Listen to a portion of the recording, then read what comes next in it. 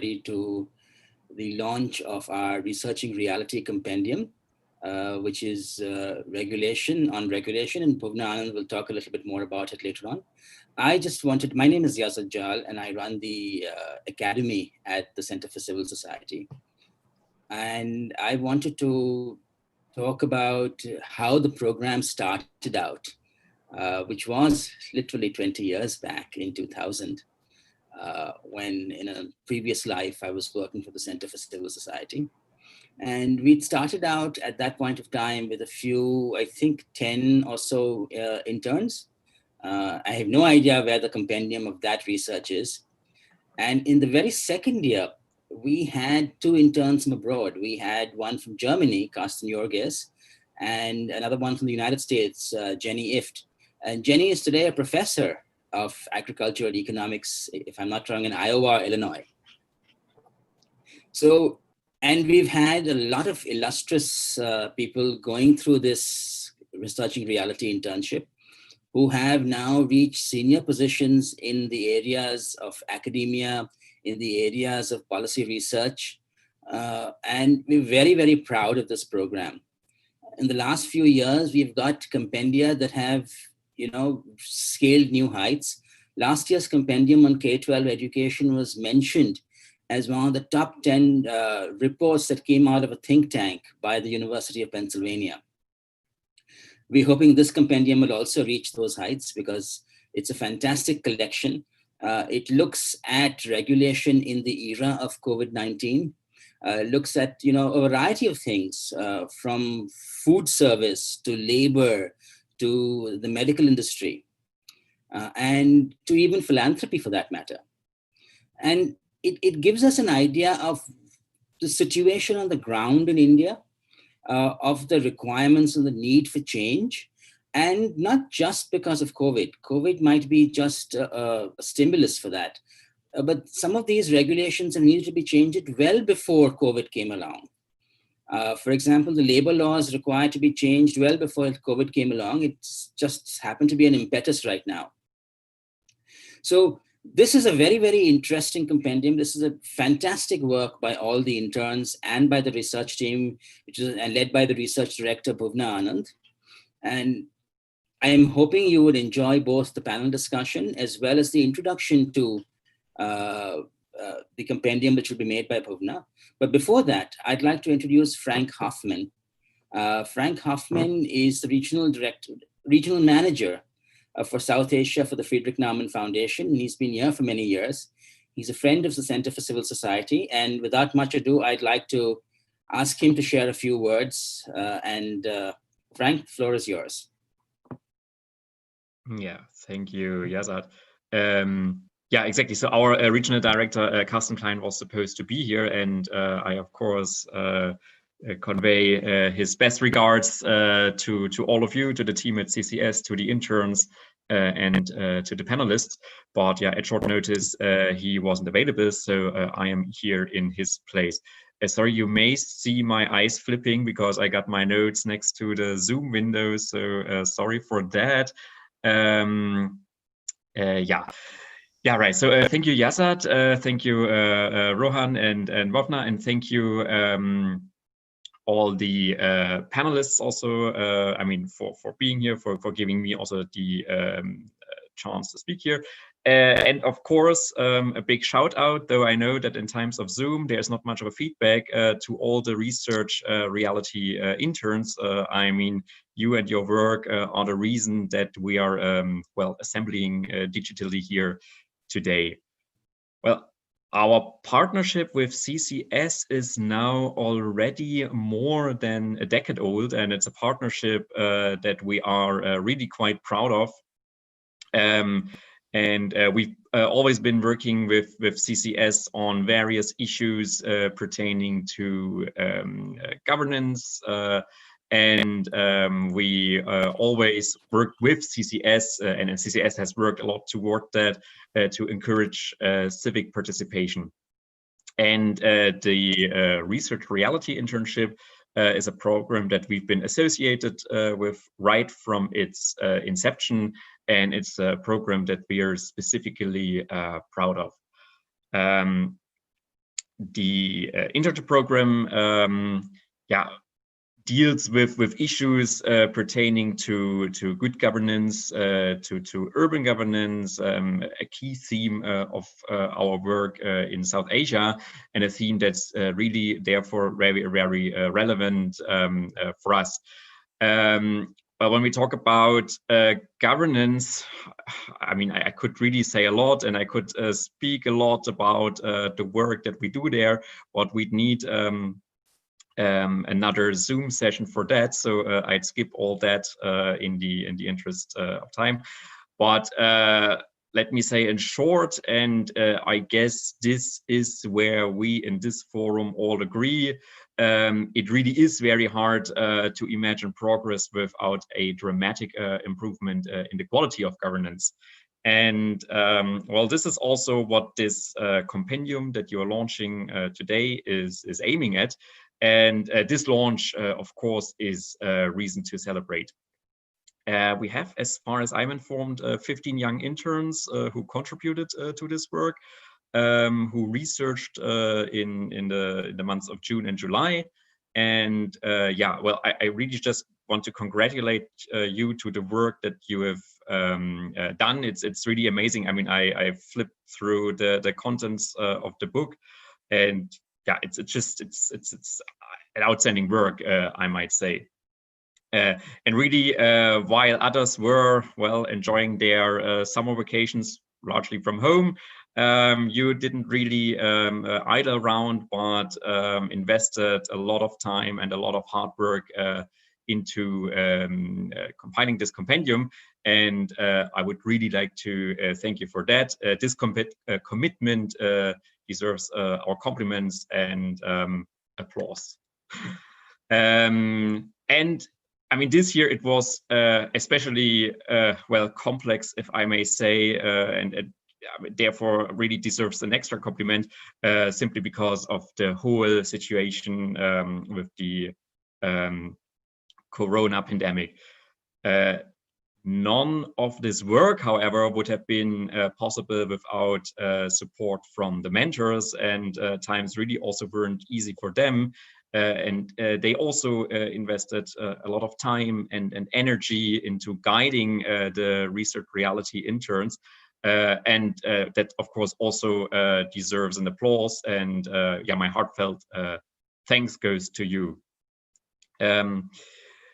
Yeah, yes, you mentioned it. I mean, it's really quite pertinent in these times to well, find out what impact the COVID pandemic had on the public policy space in India. It's maybe still a little early, but well, you looked at very important sectors, and you really didn't shy away. I mean, you and the interns really didn't shy away from researching at times politicized and contentious issues. I mean, I saw issues pertaining to labor law in the compendium, but also pertaining to the FCRA, which last week just gained well, new relevance, and that is really commendable.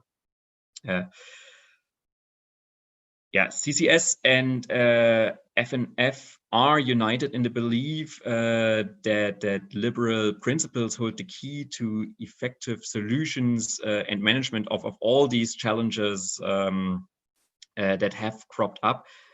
And we believe that citizens' participation, allowing competition and free choice, and well, we're strengthening the free market, are key factors in improving governance. And well, add to that accountability and transparency, and I think you got a rather good guide for the work that you're doing. Well, yes, so I really look forward to reading the compendium. Well, I look forward to sharing it also with the people in our network. And for mostly, I hope, but I mean, knowing CCS, I'm also confident that the recommendations from the compendium will reach people in positions of influence and decision makers in the public policy space.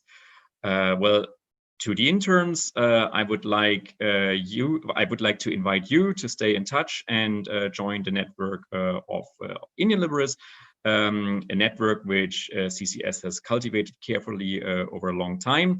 And I would also like to invite you to reach out to us, to the Naumann Foundation at any time, and simply stay in touch and be part of our network. That leaves me with ending with a wish for a bright future for all of you on a personal level. I really hope to see that I hope to see, and I'm confident that you continue your professional careers successfully.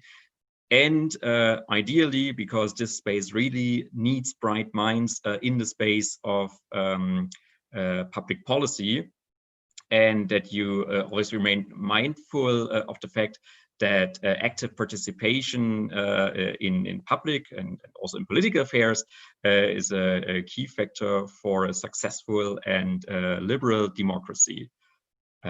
Thank you very much, and I look forward to the launch of the compendium. Thank you so much, Frank. Let's actually now have an introduction to Researching for New Realities by Bhuvana Anand. Bhuvana? Let me introduce Bhuvana before she goes ahead. I was going to introduce her later on, but it's important that Bhuvana was instrumental in the completion of the compendium. She was research director of the center till very recently.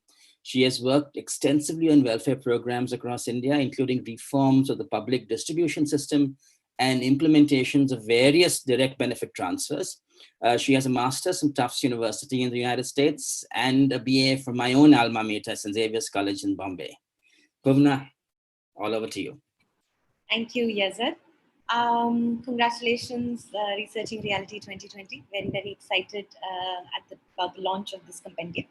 Yazad, do we have a printed copy that we might be able to bring up on screen, or even a screenshot?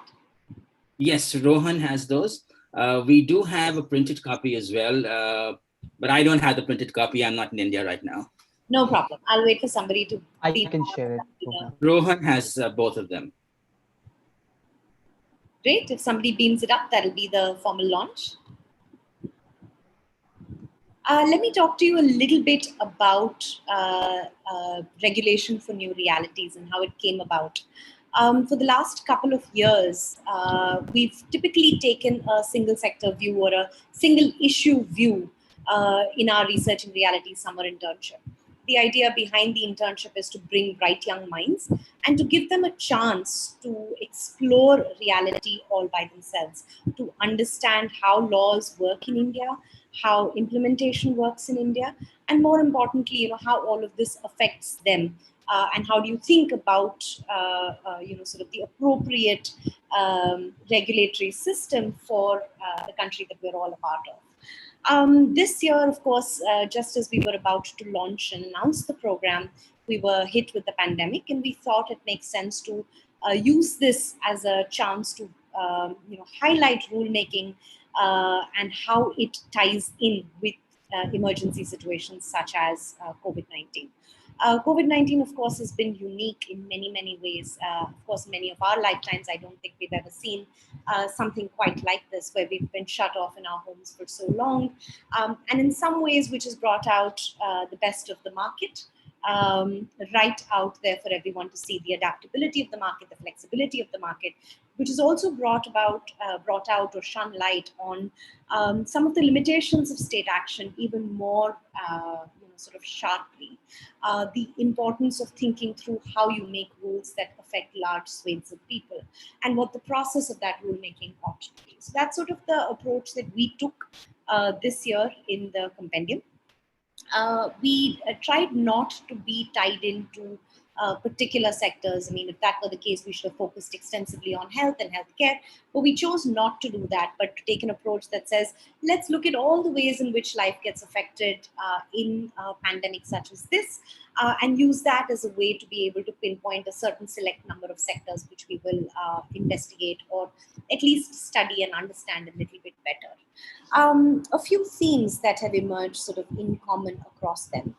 The 7 sectors that we looked at this year are really quite wide and quite broad, right? From doorstep delivery of medicines to doorstep delivery of food to agriculture, where farm to plate, how does that entire process begin?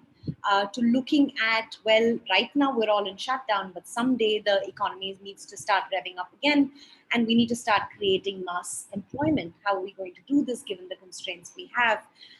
To, of course, something that's been very, very immediate and now become very, very salient, which is how difficult is it to do good in India? What are the challenges of doing good in India? Philanthropy more broadly.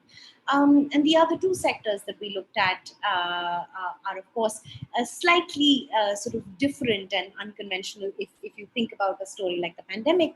But given that many of us have had to study from home, attend school or university from the confines of our living rooms or our bedrooms, or our studies, of course, just thinking through how does that process of education translate into this new reality for us, right? What are the limitations in some ways to getting certified? There's been a huge amount of clamor around school exit certification, around college exit certification, entrance exams, right? Because we've not been prepared for a situation such as one we find ourselves in today.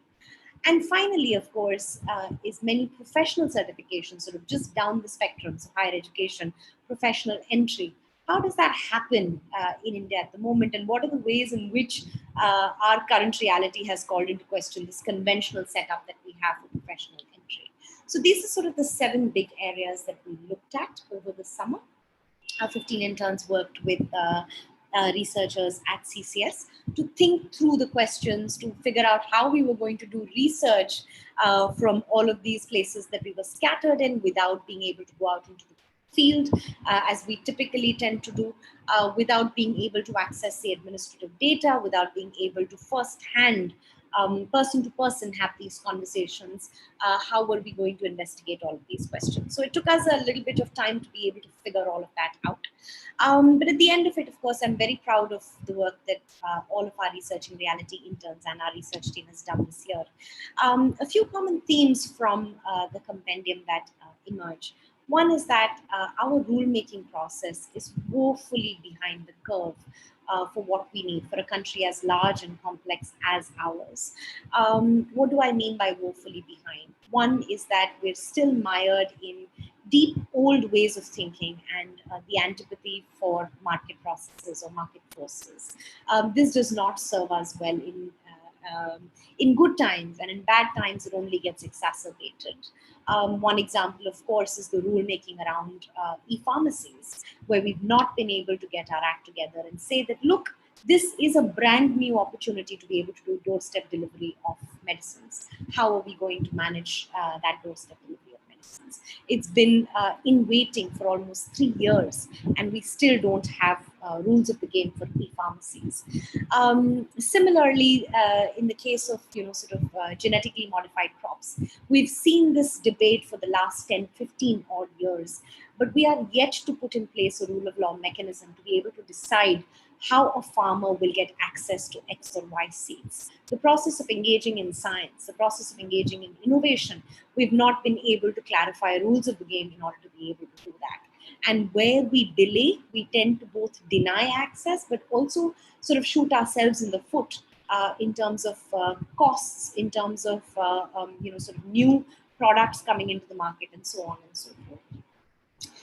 Third is, of course, a big theme that, second big theme that comes to my mind is that it is high time for us to put some of our old obsessions behind us.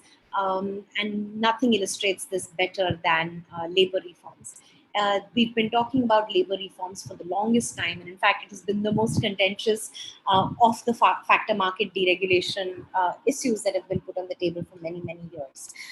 If you think about it, it's been the one issue that we've all sort of collectively sort of stepped back from. Even the ease of doing business discussion that the World Bank has been holding has stopped referring to the ease of hiring or the ease of redundancy altogether.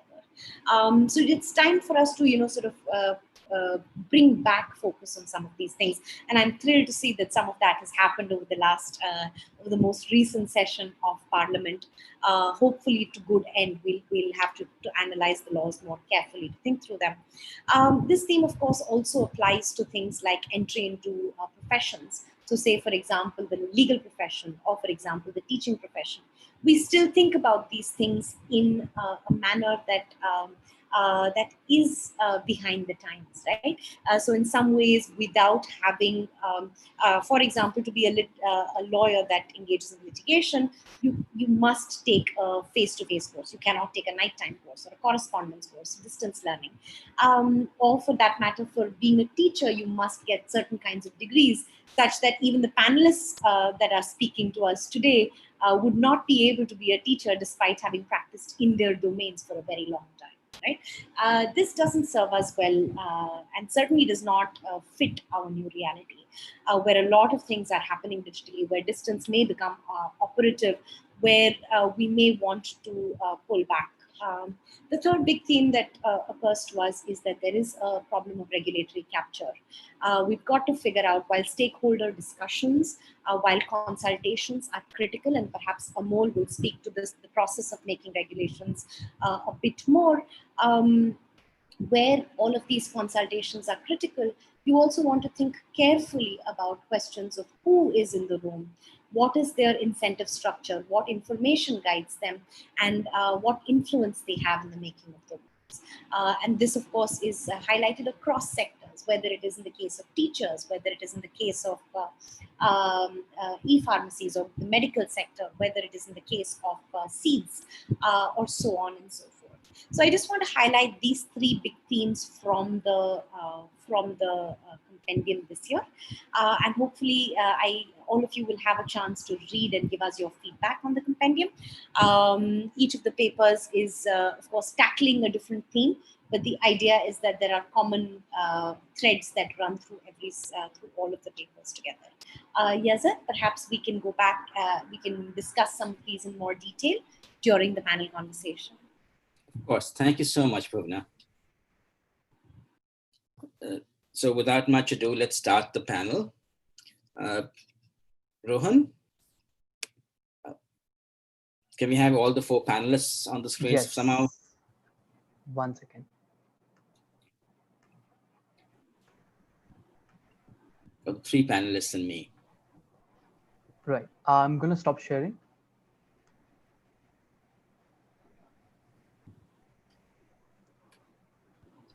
Wonderful. So let me start by introducing the speakers, and then we would have the speakers go ahead. We would with a 5-minute introduction of what they're going to talk about. And after that, I'm going to ask the speakers a few questions. You would have a discussion within the panel, and then we'd open it out to the floor for questions from the audience. So I've already introduced Bhuvana. Let me introduce Amol. Amol works with CUTS International at its Center for Competition Investment and Economic Regulation in Jaipur.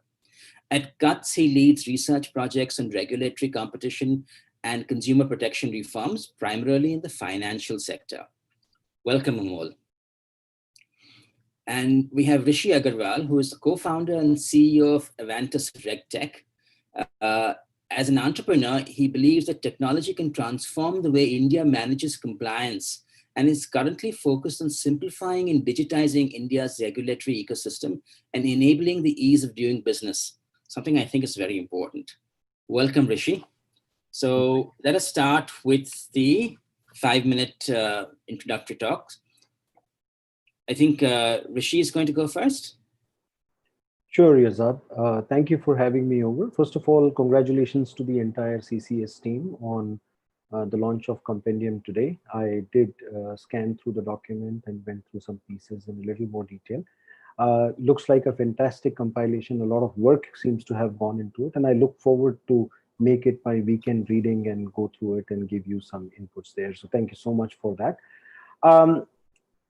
So Yazad, I would like to start off by saying that I look at India in 2 ways, a formal India and an informal India. If we look at the numbers, there are 63 million enterprises in the country. 63 million quickly come down to 12 million registered for GST. 12 million quickly come down to a million registered for Social Security, which is ESI and PF. They become half, which is 500,000 when it comes to those who are actively contributing to paying PF and ESI. 500,000 quickly translate into 70,000, which have a revenue of over 5 crores. And they quickly translate into 19,500 only with a paid up share capital of more than 10 crores. So if you look at some of these numbers, one can say that 63 million enterprises that we have in India have only 1 million formal enterprises and 62 million informal enterprises. And that is one of the fundamental root problems that we have from a job creation and economic growth perspective. If you deconstruct these numbers, you will realize that we have created a large number of economic dwarfs in the country. There are 62 million companies who have, on an average, 2 people that they hire. The formal enterprises have access to capital. They can raise debt and equity capital. They have access to technology. They have access to talent. They have access to domestic and international markets. They have access to supply chains. They are resilient. They can recover and respond to crises like the one we are in fairly quickly and well. If you look at what has happened during COVID, it has amplified this trend that formal enterprises are a lot more primed to respond, recover, adapt, and continue to stay afloat when we are facing one of the worst humanitarian crises of the current generation. Informal enterprises, on the other hand, have none of these. Majority of the informal enterprises have languished. A large number of them are severely stressed. They say that 40% of the restaurants may never open shutters when economy comes back to normal. When we look at some of this, we attribute all of this to what we call as a formalization tax in the country. When an enterprise moves from a informal enterprise to a formal enterprise, suddenly the number of licenses, registrations, permissions, consent orders, returns, registers, challans, payments, displays, exemptions, they just simply go through the roof. The cost of compliance suddenly shoots up. An MSME, which has small manufacturing plant and one office today, Yazard deals with 364 compliances in a year, and out of which 192 are purely labor. 192 translate into at least 45 or 48 different unique registers that they need to manage. Enterprises today, they're scared of becoming formal because the moment they become formal, suddenly they have to take 27 different licenses and registrations. They have to spend approximately 1 lakh rupee a month in managing their compliances across multiple consultants, be it labor, chartered accountants for direct and indirect taxes, company secretary for secretarial compliance and company law affairs, environment, health and safety consultants for all of those. Enterprises prefer to stay small, fly under the radar, maybe open another entity with 19 employees or 20 employees or less, so that they can avoid, evade, or escape being formal. Informal enterprises lead to low productivity. Low productivity eventually lead to low wages. So if you look at this, we are dealing with a low level equilibrium. And if the country has to get to $5 trillion of its dream and realize the true potential, we have to break this cycle. And the only way I see that we can break this cycle is by rationalizing, simplifying, decriminalizing, and digitizing India's compliance universe. So that's where I addressed my case. Thank you so much, Rishi. Fascinating, considering in previous organization, I used to do research on labor reforms. And I quite agree with you on the problems that are there and the entire concept of a formalization tax, which is what companies pay when they decide to become formal. And that is why so many of them stay informal. And even larger companies prefer to have smaller informal groups. So it's, cold, hard reality of working in India, unfortunately. Something that we should change. Amol? Thank you, Yazad. Am I audible? Yes, please go ahead. Okay, thank you. And let me begin by thanking the the CCS team for allowing me to participate and speak during this discussion. And many congratulations on producing a fantastic compendium despite the challenges that were just mentioned. Uh, I think some of what has already been talked about by Bhuvana and by Rishi resonates with what I was also trying to say. But be that as it may, I'll like to highlight some key issues uh, during my opening address. First is it is absolutely important to talk about regulatory reforms at this stage, not only because uh, we have witnessed the cold reality of regulatory complexities, inconsistencies, and unpredictability during the COVID times and impact it has had on sectors across the board, but also because it is time, as Rishi has mentioned, that if we need to make progress and ensure that we reach to the target that we are aiming for, we need to have much more predictable and certain regulatory environment. The second point is that COVID has not only laid bare the deficiencies in our regulatory ecosystem, it has also helped us realize what stakeholders are impacted by suboptimal or inefficient regulations, and how are they impacted and how are they likely to behave. For instance, when the lockdown happened, perhaps nobody in the regulatory governance uh, thought about that there would be a lot of migrant labor movement from urban areas to rural areas, and that was not accounted for. Uh, these are some of the unintended consequences when you make regulations without considering all intended and unintended consequences, costs and benefits of knee-jerk reactions, which need to be avoided, and therefore there's a need to consider a process of making good regulations rather than just being driven by some short-term goals that might seem to be beneficial in short term but may not result in the intended objectives uh, of the regulation. Thirdly, it is also important, in addition to say the the movement of migrant labor that we have seen, it is also important that we look at what are the stakeholders who have or who can be impacted through different regulations. I would like to point out here the importance of looking at informal labor and formal economy as much as Rishi has pointed out. So there's just one point of difference which I had from Rishi is that uh, it is perhaps not or it is perhaps doing disservice to the informal economy when we are saying that they are not productive, or when we are saying that they are not adapting enough to the changes which are happening in the economy.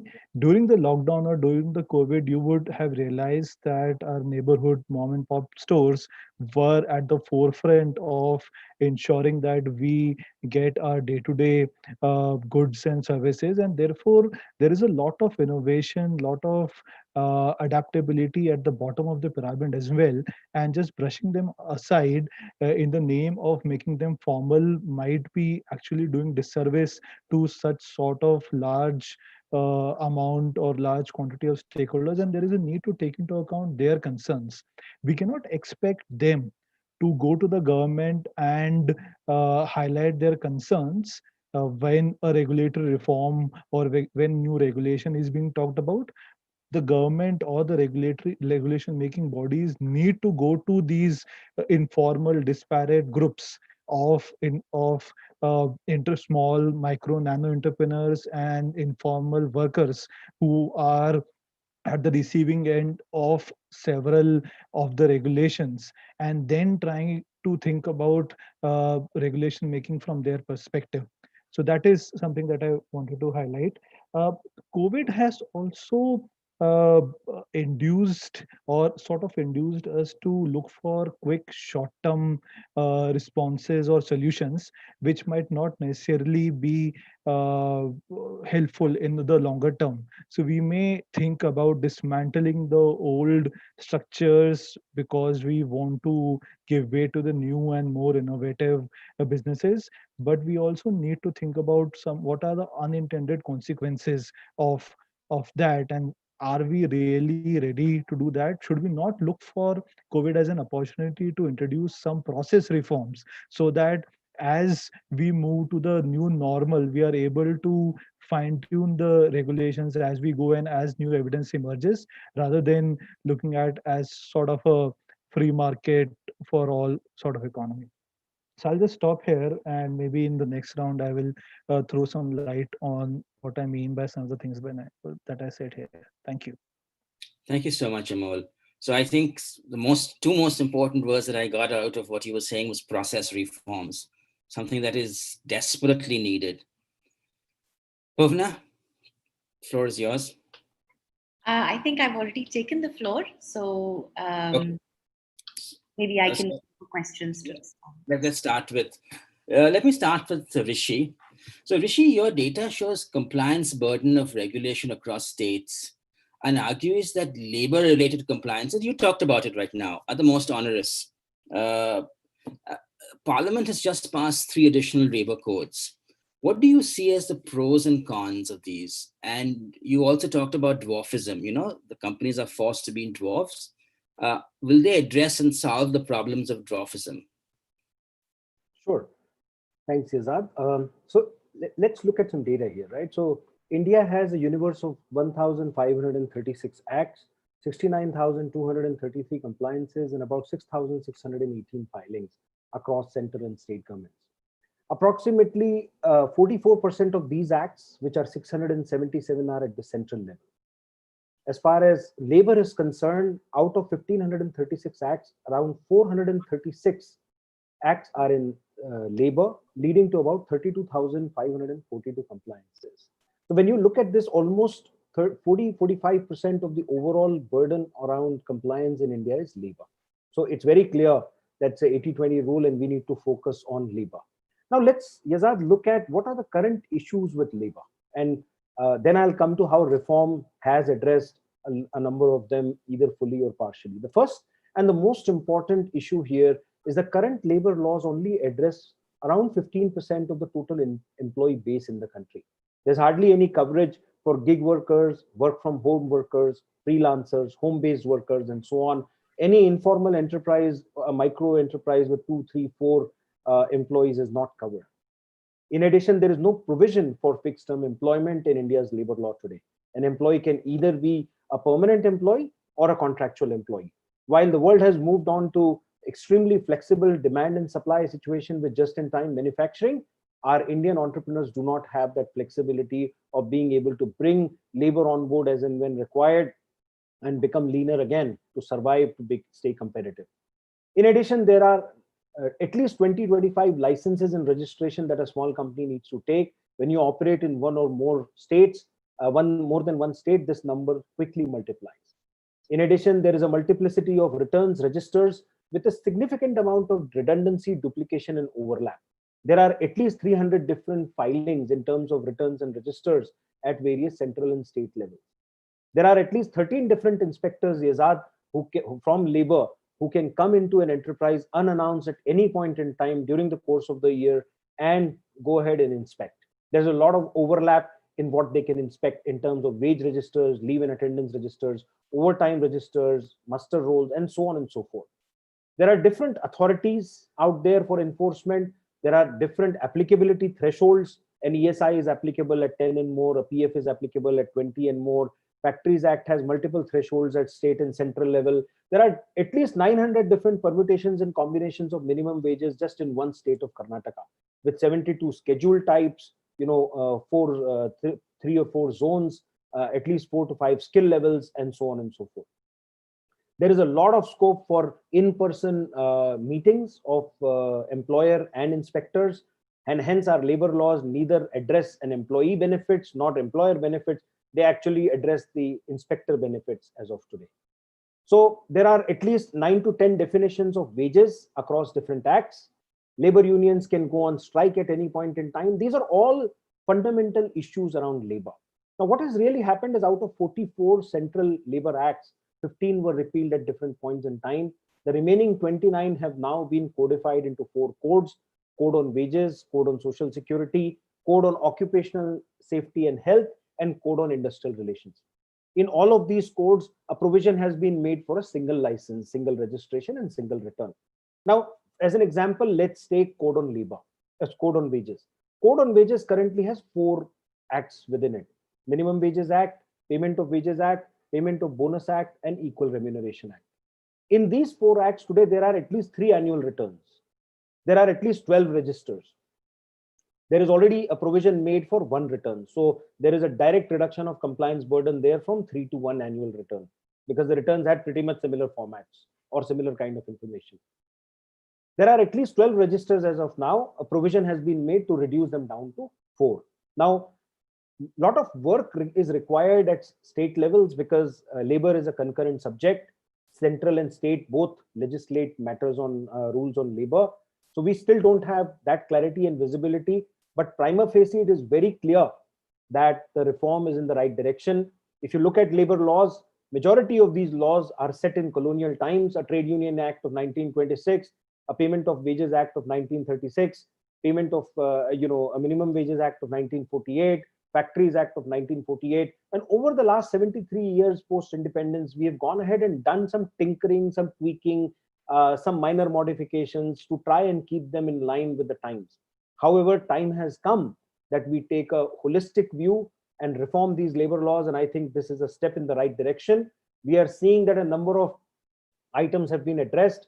Provision for fixed term employment has been brought in. Provision for bringing social security for gig labor, gig workers, home-based workers, freelancers have been brought in. All of these are, in my view, steps in the right direction. More needs to be done at a state level.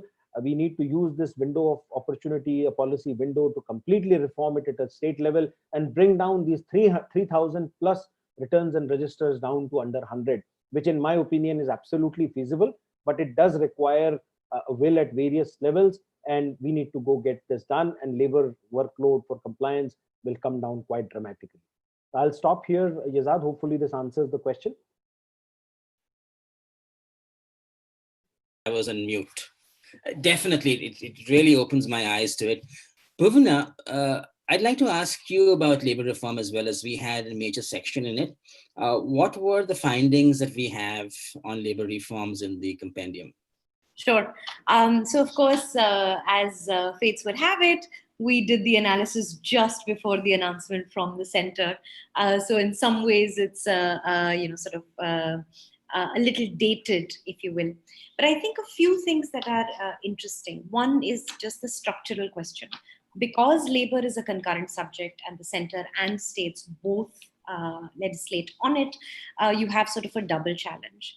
The first is that what is the role of the center in terms of being the beacon and thinking about, thinking rather for the long, big view. Unfortunately, our center hasn't done that. And because they haven't done that, either the thresholds that they have put in have been piddly, or the the burdens that they've taken on. And our colleague and board member Shruti has written about this in the flailing state, right? Just thinking through, because we've been so aspirational at the center, there have been many things that we've overextended ourselves on, and of course missed out on basics.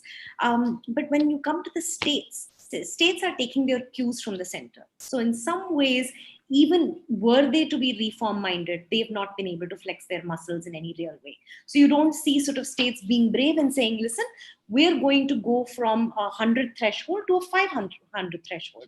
We're not going to play for the 1940s and the 1970s. We're going to play for the coming centuries. We don't see that very much. During COVID, we did see some states start to at least put in place temporary, exemptions, or at least say for a short period of time we are changing validities and so on, thresholds and so on. but it's not exciting. It's not ambitious. It's not playing for sort of our the opportunity that we have, particularly in terms of getting manufacturing workflow from, say, China or from Southeast Asia. We're certainly not playing to that, right? Whereas the new codes, like Rishi said, I'm excited about them. I think they principally move in the right direction. My worry is that I haven't seen a sort of cost benefit of every single sort of big move that has been taken up, right? Or the big picture sort of steps that have been taken. Second is that many of these threshold questions, when X kicks in, when applicability of, say, contract labor kicks in, or applicability of licensing for industrial disputes kicks in, which is related to redundancies, these haven't really been changed very much.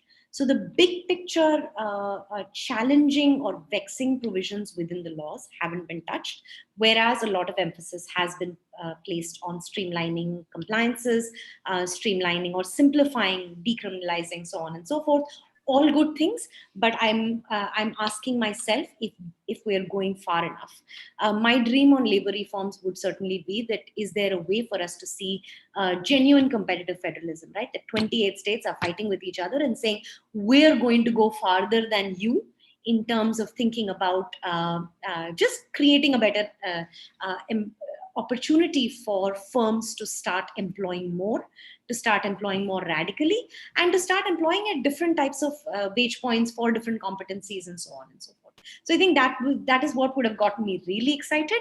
But that's the sort of my 2 bit on labor reform, if you will. Oh, wonderful. I'd like to go ahead and ask Amol a question on cuts, which is another area of research that I just started off before I joined CCS, on cost-benefit analysis and regulatory impact assessment. Why are these important? And why does India not do these systematically? Thanks, Yazad. And I hope I'm audible. Yes. Okay, thank you. And just before I answer your question, I had just 2 bits on what was discussed on labor reforms Of course. a while ago. So I think the question on labor reforms need to be viewed from 2 different perspectives. One is definitely from ease of doing business and reduction of compliance burden, and getting away of unnecessary and inconsistent compliance, which Rishi so eloquently put through. The idea should also be to look at what exactly are we trying to achieve through labor reforms or through hiring firing freedom. So the objective is to ensure the productivity driven business. So whether labor restrictions really make a lot of the productivity challenge as we see it, or there are other factors also which impact, for instance, land, capital, research and development, cost of input, so on and so forth. And there is a lot of research which talks to these other challenges which are much more than labor related challenges. And therefore the whole question of labor reforms need to be looked from a more larger perspective than just looking at labor and employer relationship. The second thing is what has also happened is the discussion on labor has been more sort of looked at from a freedom to employ and fire perspective, rather than also what are the benefits, or are we considering the impact on labor per se. So okay, if the employer has the freedom to employ, do the employees or the labor also are placed similarly to negotiate the terms of employment in a manner that they should be. And that is where the cost benefit analysis your question links into, as to the cost benefit analysis, or which is a tool for regulatory impact assessment. It basically enables considering different perspectives of a proposed law, or a proposed regulation, or a proposed amendment, considering cost and benefits of a proposed law on different stakeholders, and then seeing which stakeholder category has been impacted and by how much, and whether the objectives which are being trying to be achieved through the proposed regulation are these the correct objectives which need to be achieved, or those need to be tinkered, and as a result of which whether costs and benefits on different stakeholders need to be tinkered, and therefore can we achieve the objectives in a manner such that the net benefits on stakeholders are substantially outweighing the net costs on the stakeholders. A related point is that uh, this also makes the process of making regulations or laws very important, and therefore the way these labor reforms, so to speak, of have been passed by the parliament comes into question. So whether there was adequate discussion amongst the lawmakers on these reforms, whether the adequate process of sending these codes to the parliamentary committees was that followed, and whether there was a proper division of votes, etc., etc. So all these are a question of process, and if you cannot adhere to the right process, the confidence in the reforms actually dwindles among stakeholders, and therefore it is very important to look at process reforms, which also brings me to your next sort of question as to why we are unable to implement regulatory impact assessment or a cost benefit analysis. So, uh, citizens have fundamental right to demand good governance and optimal regulatory performance. They deserve to know why regulations and legislations are introduced, what are the objectives, and how will be they impacted by such regulations. As I have said, there could be a lot of unintended consequences of suboptimal regulations, and what we are seeing, particularly in times of COVID, is that there is a lack of political sort of will, if I may use that term, to continuously listen to disparate point of views to design appropriate regulations. What we are seeing is that first the decision is taken and then the data or evidence to support that decision is generated, rather than taking a decision on the basis of evidence. There is also an absence of amongst the political and bureaucratic classes to empathize with those who are unable to gather their opinion or showcase their concerns about particular regulatory changes in a coherent manner. So they are such stakeholders like the migrant workers or laborers in case of labor reforms are just dismissed as collateral damage, which must be sustained for greater public good. And the greater public good is also not clearly defined. So, obviously, these are some of the broader challenges which are inhibiting us from adopting regulatory impact assessment or cost benefit analysis. There are some procedural sort of challenges as well, which include that it is actually considered as an additional compliance and another burden for regulation, which may not be useful in the times when you are looking for quick short term returns. There is lack of capacity of doing a regulatory impact assessment. There is lack of awareness about what actually it is. There is no clarity on who will do RIA or a cost benefit analysis, whether there is a central agency that who will do the RIA, or all regulatory agencies and government departments would be required to do the RIA. There are lack of databases. So now Avantis it has come up with a lot of data, but traditionally, if you will see, there is a lot of lack of data about what impact what regulations are having on different stakeholders.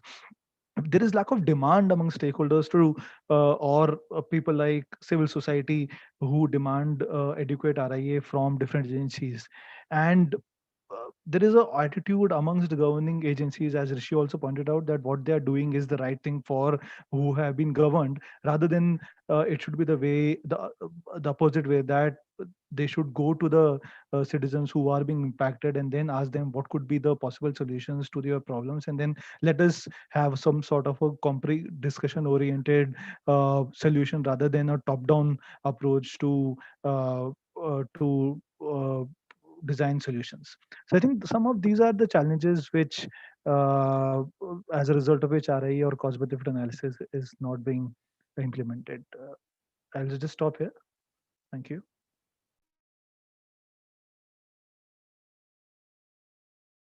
I keep forgetting that I mute myself. Sorry. Bhuvana, I actually wanted to talk to you about something very similar. What are we getting right and wrong in drafting regulation? in particular, and this I want to also open up to everybody, in new sectors, how should we be thinking of rulemaking for new sectors? I think I want to draw off from what Amol is pointing out, right? That how do we begin to figure out who are the stakeholders? How are we going to reach out to them? How are we going to have a conversation with them?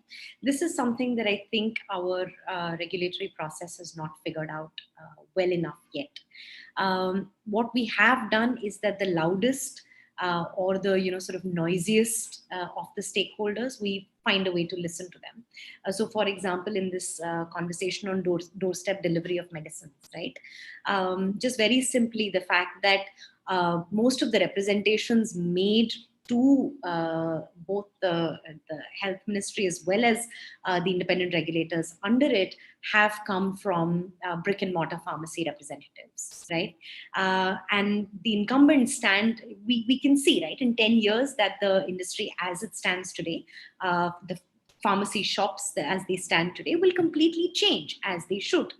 The trouble is that because there are very few e-pharmacy firms at the moment in the market, their voice isn't heard, right? Now, we can certainly argue that, look, these are not the only two stakeholders.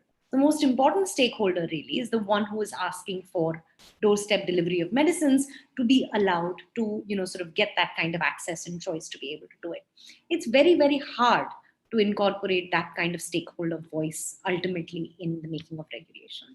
I don't have a solid answer on how you fix that, but I think the one thing that we have gotten right over the years, and in some ways we seem to have diluted that process in the past few years, but my sense is that we should get it back on track, is the committee process, right? And yes, it's bureaucratic, it's sort of boring, it's dull, it's long, but that's democracy by discussion, right?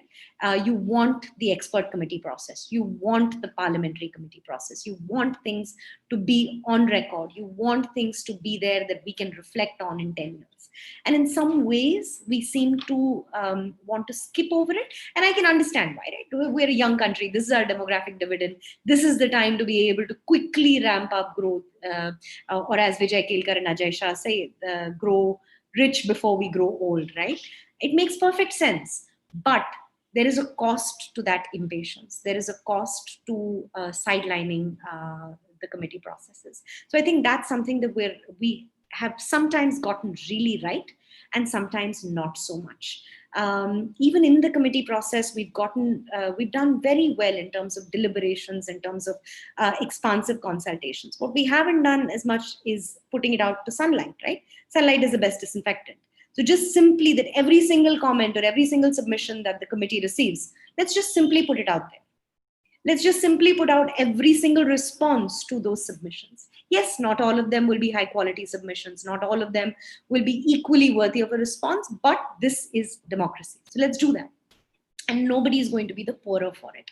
And the third is, I think, as Amol pointed out, that even the process of cost-benefit analysis, my sense is that you're always going to be challenged to have one form cost-benefit analysis that works. My personal bias would be that let there be 50 agencies that we talk to. So CUTS does it de rigueur.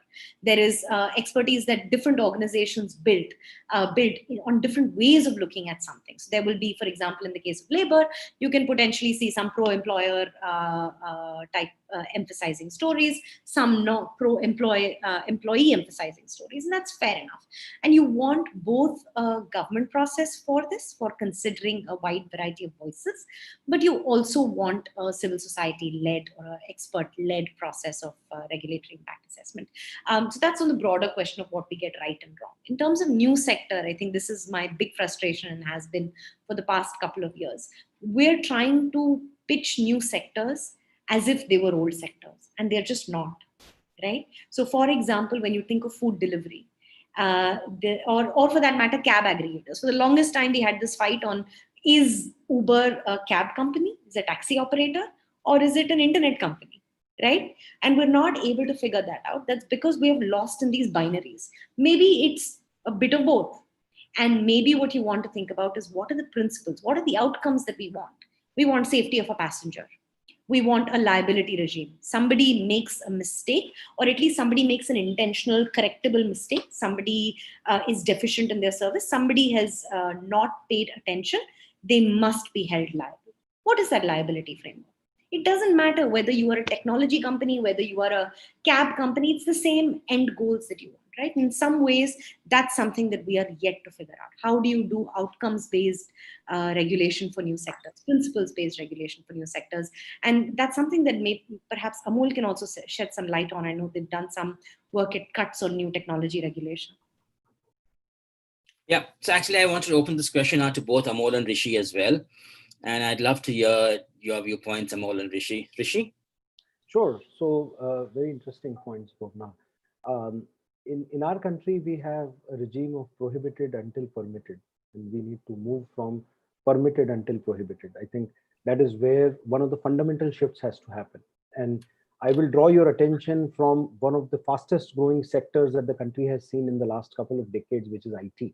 If you look at IT in mid 90s, we hardly had any presence. And today, if you look at it, 8 to 9% of our GDP comes from IT. It employs millions of white-collared workers. It has created very high quality of life. And if you look at it from a regulatory point of view, there has been a very light touch regime when it comes to IT. Regulations have been, government has stayed away from tightly trying to regulate IT. There has been no intention to go and bind them and shackle them with a lot of constraints around them. And if you see the outcomes in 2.5, 3 decades, we can be proud of what we have accomplished in this space. Similar things have also happened in telecom, less than what has happened in IT. But you can see that is another sector where we have been able to get a telephone connection to the masses. Today, everybody, and inclusive of the people who can be considered to be very poor, have access to a telephone connection. I recall 1980s when I was growing up, and there was a queue of getting a telephone connection. You needed to wait a couple of years before you got one. When I was doing my IIT and I had to call my parents, it was once a week. And Yazad, I used to pay 72 rupees a minute if I had to make a call on STD from Varanasi to Indore. Now, from that to having 150 rupees for 1.5 GB per day, I think we have come a long way. Other point I wanted to make on two of the earlier comments by Amol and Bhuvana is around good is not the enemy of the great, right? We often think that we need to achieve greatness. Now, in a country as diverse as India, with so many things on union list and so many more on the state list, you're never going to be able to make something that appeals to everybody's appetite and appeals to everybody's palate. What is important is speed. If you look at current labor reforms, I'm sure a number of us may not know that they were recommended by the second commission, National Commission on Labor in year 2002. They had recognized in 2002 that there is a dying need to subsume these labor acts into 4 codes. Even the 4 codes were proposed in 2002. As a country, we have taken 18 long years. Now, you can go do democratic process, invite all the suggestions. But I can tell you one thing, with the kind of politics that we have in the country, you will never be able to get the political class on the same page, regardless of how healthy it is for the country, for the employees, for the employers, and for every other stakeholder in the country. So I think while we can reform the process, fine-tune it further, but good is not the enemy of the great. We can't take 18 long years to reform labor laws, because every year that you don't reform, thousands and millions are slipping back into below the poverty line. The opportunity cost of delay is too high. So I think do whatever is required to be done, but reform needs to get done. We need to accomplish our vision of $5 trillion economy. While we take pride in the fact that we are among the top 5 in terms of GDP, we languish at a dismal 138 when it comes to GDP per capita. And I think time has come that we unshackle our entrepreneurs, free them up, open them up with market, open them up with land, labor, capital, and logistics, reduce the laws applicable to them so that they can go dream bigger, convert these 62 million informal into a lot of formal enterprises. And I'm sure when 5 years from now, when we have this discussion, we will be talking about different statistics here. Thank you, Rishi. Amol, I know Cuts has done a lot of work on new sector regulation as well, and so have you. So would you like to kind of tell us Sure, more? yes, sir. Yes, thank you. So I think there are a couple of things which, when we think about new sector versus old sector regulation, and why we are in a situation that we are. So the regulation across sectors have been more of a entity based rather than activity or risk based. So the regulation used to define that there is the a cab would be, or a or a taxi would be this XYZ, and everything that falls or complies with it, with that definition, will have to comply with a number of regulations. Similarly for banks, similarly for MSME, similarly for several other enterprises which are subject to a lot of regulations.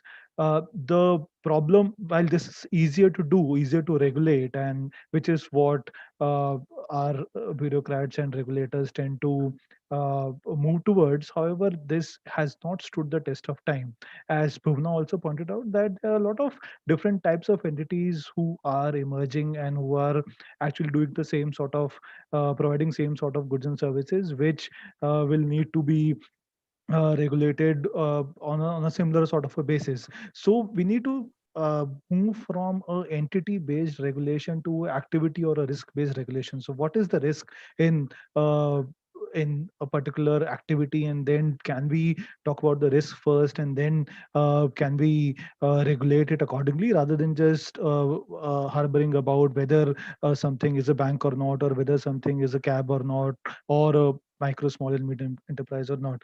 Tinkering with definitions has this sort of a challenge that it might be useful from compliance or from leveling the playing field perspective, but it has a lot of unintended consequences. So I also want to talk about the conflict between incumbents and the new players, as Bhuvana had pointed out. And so basically, incumbents were those who had complied with the original sort of regulations and have invested a lot of their time and resources, and therefore they are the ones who are resisting the change.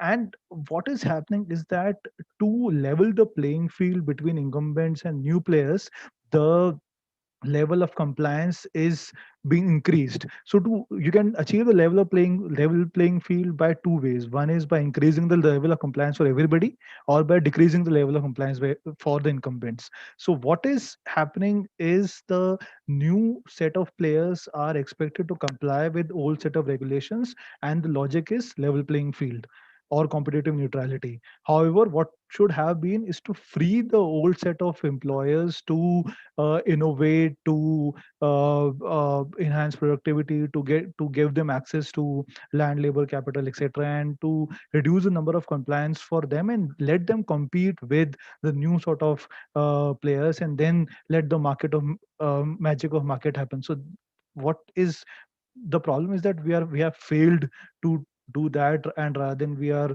uh, into the old set of regulation. And the reason for this is lack of trust and the presumption of non-compliance or distrust over trust and compliance. So we see that everybody, or we feel that everybody who is going to make money will do it from not so sort of good ways, and therefore there is a presumption of distrust, presumption of non-compliance, presumption of gaming the system, which basically results in a lot of onerous regulation, which needs to be avoided.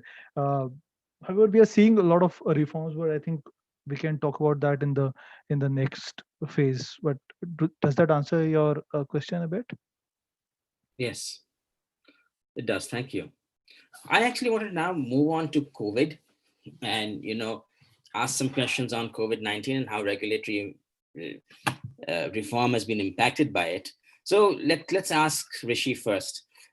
You have documented regulatory changes during COVID. Can you tell us more about the findings and what lessons we can take from them? Sure. So one of the biggest challenges, Yazad, that India's regulatory environment has, besides of course the volume and the size and number of acts, compliances, and so on, is also the fluidity of the same. Right. So if you look at the rate at which India's regulations change, it is about 3,000 times a year. Right. So we talk about 1,500 plus acts, 70,000 odd compliances, and these compliances change 3,000 times a year. Right. These Wow. regulatory notifications which tell you about these changes today are published on 2,233 websites across central, state, and local laws, right? So first problem that you have is governments at central, state, and local have 2,233 different websites. Part one. Part two, whenever there is a regulatory change, the corresponding appropriate government or authority will go ahead and publish the change on their own website. Finding the website, knowing that the website exists, then navigating the complex maze of the website, going through 10, 15 different menu items and clicks is when you can potentially reach the regulatory change. The onus to find that a change has happened lies fairly and squarely on the entrepreneur in an unambiguous environment today. That means if you operate in Pune Municipal Corporation as an example, or Mumbai Municipal Corporation, it is your job to go there once in a while, check out if there is a notification. If there is one, find out if it is local language or it is something that you understand. So imagine a European company sets up office in, say, India, headquartered in, say, Bangalore, sets up 2 plants, 3 plants in different states. Those states will have some cities, some Zilla Parishad, some Gram Panchayat, where the plant may be located, their sales office, their zonal office, their regional office may be located. Number of times, the number of websites that these the company or the compliance officer of this company has to scan will be easily 100 or more, because you have 7 categories of compliance: labor, finance and taxation, and so on. Then there is central, state, and then there is local.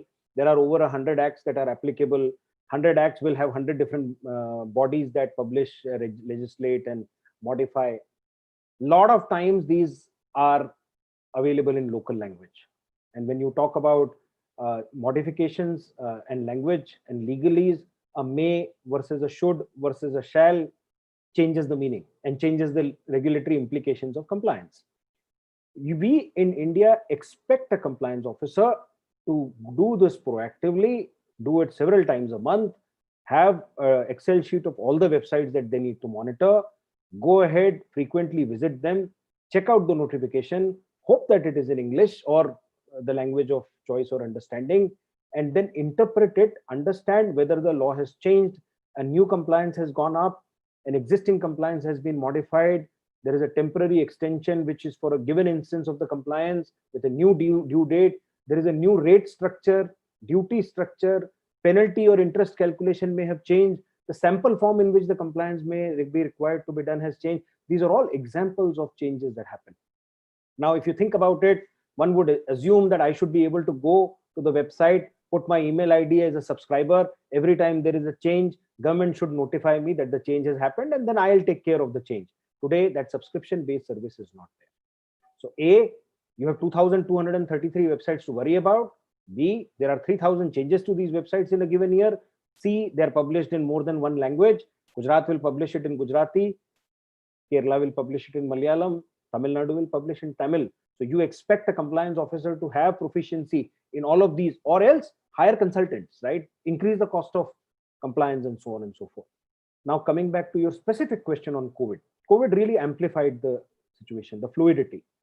In about 4 months' time, we have seen over 800 regulatory changes that have come in. And rightfully so. We expected government to respond very quickly with various regulations to enable a response during COVID. So absolutely no qualms about that. However, identifying these changes, some of them were effective immediately from tomorrow morning. So getting a handle on these, to analyzing them, to implementing them, to instituting new paperwork and new filing requirements around them has turned out to be very difficult. And that is where we have seen that while governments have done a fair job of responding with right regulatory changes, making sure they have provided accommodations, the process of communicating these changes needs to be really rethought. You need to have one central website at national level with search, sort, filter capabilities, where you can see all the regulatory updates that all state, central, local bodies publish in one place. You should be able to subscribe to that. It needs to be available on the mobile app, so that the information asymmetry between the department of the government who needs enforcement and the entrepreneur can come down. And we have highlighted this information asymmetry in our paper. Gautam and I wrote that paper, and we've highlighted this information asymmetry, identified what has worked, what has not worked. There are quite a few areas where coordination needs to be improved, communication needs to be improved, collaboration needs to go up. There have been areas where conflicting notifications have come out, different kind of languages have been used. And in times of COVID, the last thing I want to do is find out who can interpret a Tamil or a Telugu or a Malayalam or Gujarati or Marathi notification for me and make sure that the interpretation is provided and the impact has been analyzed well. So I think we need to make life easier for an entrepreneur rather than making it complex.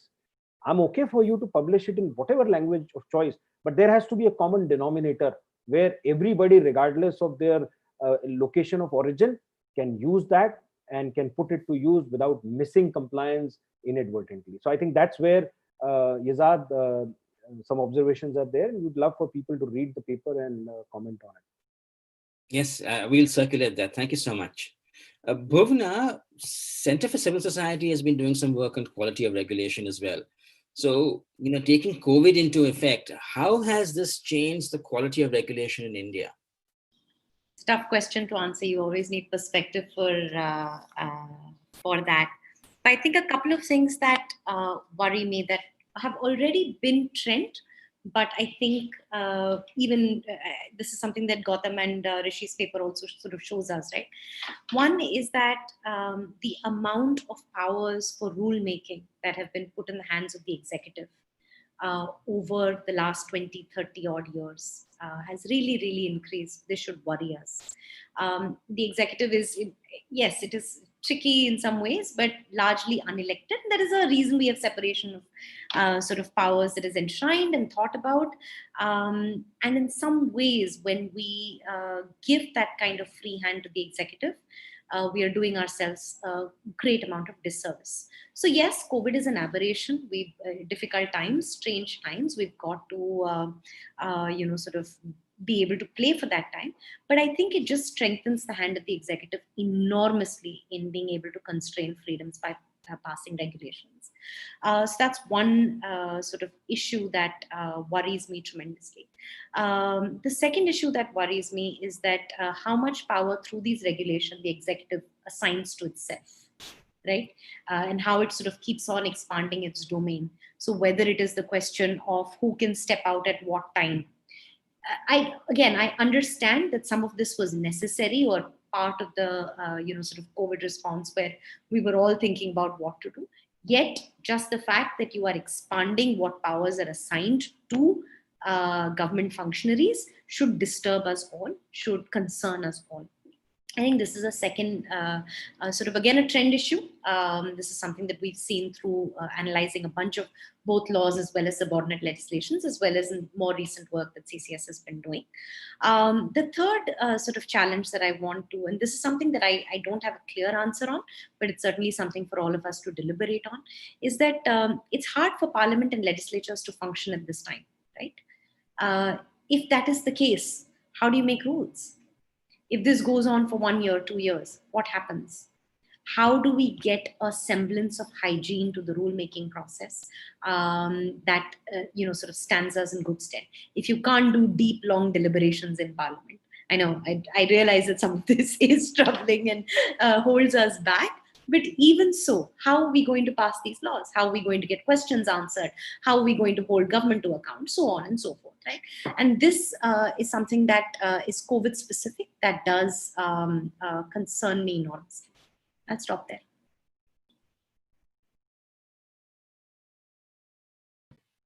Amol, am I mute? No, I'm not muted. I wanted to ask you, what happens after COVID? What do you think about how the economy can recover, in a sense, after COVID? Sure, thanks, Yazad. So just before I answer your question, I think COVID, while has given us a taste of what actually is the reality in terms of, as Bhuvana had put it, the disproportionate power in hands of executive and therefore the inconsistencies which Rishi has highlighted. But we should also ask ourselves that is it also not reflective of the responsiveness which with the executive has acted. So because a lot of this was new for the regulators, executive, and the government as well. So as and when the data was emerging or new knowledge was being realized, whether there were a lot of changes on those specific issues to correct some of the regulations which were initially introduced, and therefore what was the time which was taken to reform the existing regulation, and can we benefit from some of that experience given the sort of acceptability amongst the executive to correct their initial mistakes, if I may put it that way. Uh, and having said that, I think going from there, what we are also seeing, particularly in COVID and sometime before that, and given the experience which is happening as a result of new sector regulation and new sort of communication between, say, consumers and sort of self regulation with which the new sector market players have come into, have introduced in terms of introducing safety of goods and services, and transparency and ability to sort of give points or rate the services. So there is a lot of self regulation which we are witnessing, which can go a long way in reducing the need for regulatory stock, and highlighting the benefit of a consultative sort of mechanism, or a more light touch regulation or self regulation, which can be the order of the day. We're also seeing a lot of regulators also responding positively to some of these changes. For instance, in financial sector, we are seeing introduction of something called a regulatory sandbox, which says that you can test the product with a minimum number of consumers, and before launching it to the into the market, which, and therefore you can know the cost and benefits and risks, unintended consequences which consumers can have if that product is launched at a larger scale. We're also seeing some new regulators which are more open to ideas of cost benefit analysis and economic analysis. For instance, the Insolvency and Bankruptcy Board of India has instituted a regulation which says that with every regulatory proposal, they would introduce something called a economic analysis, and they will be more open to public consultations, and they will be more open to publicly made suggestions for reforming or changing regulations. So some of these are very important and appreciate changes which are happening in the regulatory space. Now, what do we see? How do we go forward from here? And what are the regulatory reforms which we can institutionalize from here? So I think COVID has given us a great opportunity to just take a pause and then look at the regulatory structure. We already have started to have evidence thanks to organizations like Aventis and other civil society organizations who are looking into the cost of stock of regulation. And there is a need to institutionalize a three-step process of regulatory review, which is basically inspired from a regulatory bulletin approach. So which basically bulletin is a bulletin to or a process to remove all the unnecessary or suboptimal regulations. So the three-step process could be checking the legality, necessity, and proportionality of regulations or regulatory or compliance burden through a consultative stakeholder interaction based mechanism. You can, or one can, quickly institutionalize this process to subject all the existing regulations, compliances, orders, forms to see whether they are legal, which means whether they are flowing from a primary regulation, whether they are necessary, which means whether they are achieving any objective, or whether they have run their merit. And third is proportionate, as in whether the costs are being outweighed by the benefits. And if the answer to all of this is yes, then you retain him, and if the answer is no, then you amend, or you get away with them. So, or you you abolish them. So this is a well sort of thought of mechanism through which you can reduce the regulatory clutter and move towards more optimal sort of regulation. What also is important is to get our data right. So while we are looking at a lot of new databases which are emerging, government should put in all its strength behind getting credible validated data on how different stakeholders are impacted by different regulations, and then think about regulatory reforms. I know have highlighting some sectors for reforms is much more easier than highlighting the process of reforms, but I think process at any point of time is much more painful, but will trump the reforms or sector specific reforms that might be introduced at this stage. While you can go for labor reforms or ease of doing business sort of reforms, but if you get to good processes, you will reach to good outcomes, and then once that cycle is there, you can do tweaks as you go, and with as new evidence emerges. There are also a lot of short term things which can happen, as to increasing transparency, issue all the annual reports or performance reports of the regulatory agencies and governments on periodically, talk to people, go to the citizens and talk to them. Are some of these some of the important reforms which can be institutionalized, and don't fall for the trap for short term quick results, because that will go into go that will take you to a specific distance, but this is a marathon that we are running, and it's not a 100-meter race. Last point which I just wanted to make is that while digitization is a very important sort of reform component, but we need to be very we need to tread with caution and ensure that digitization or overemphasis on digital reform process does not enhance the digital divide. So as Rishi had also pointed out, that uh, a lot of entrepreneurs are informal. They might not have access to a stable or reliable internet connection.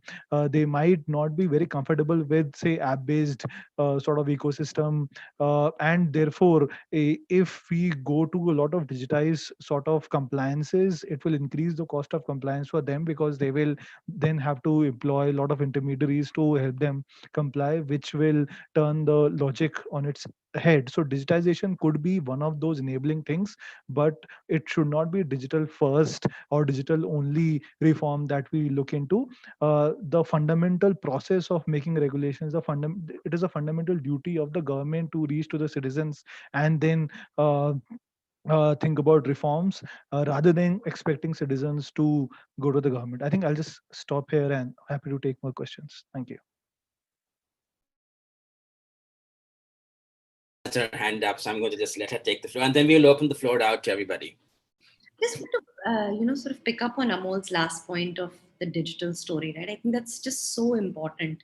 I agree with Amol largely, disagree with him on one point, but just thinking about digital is what we are digitizing is as important as the emphasis on digitization itself, right?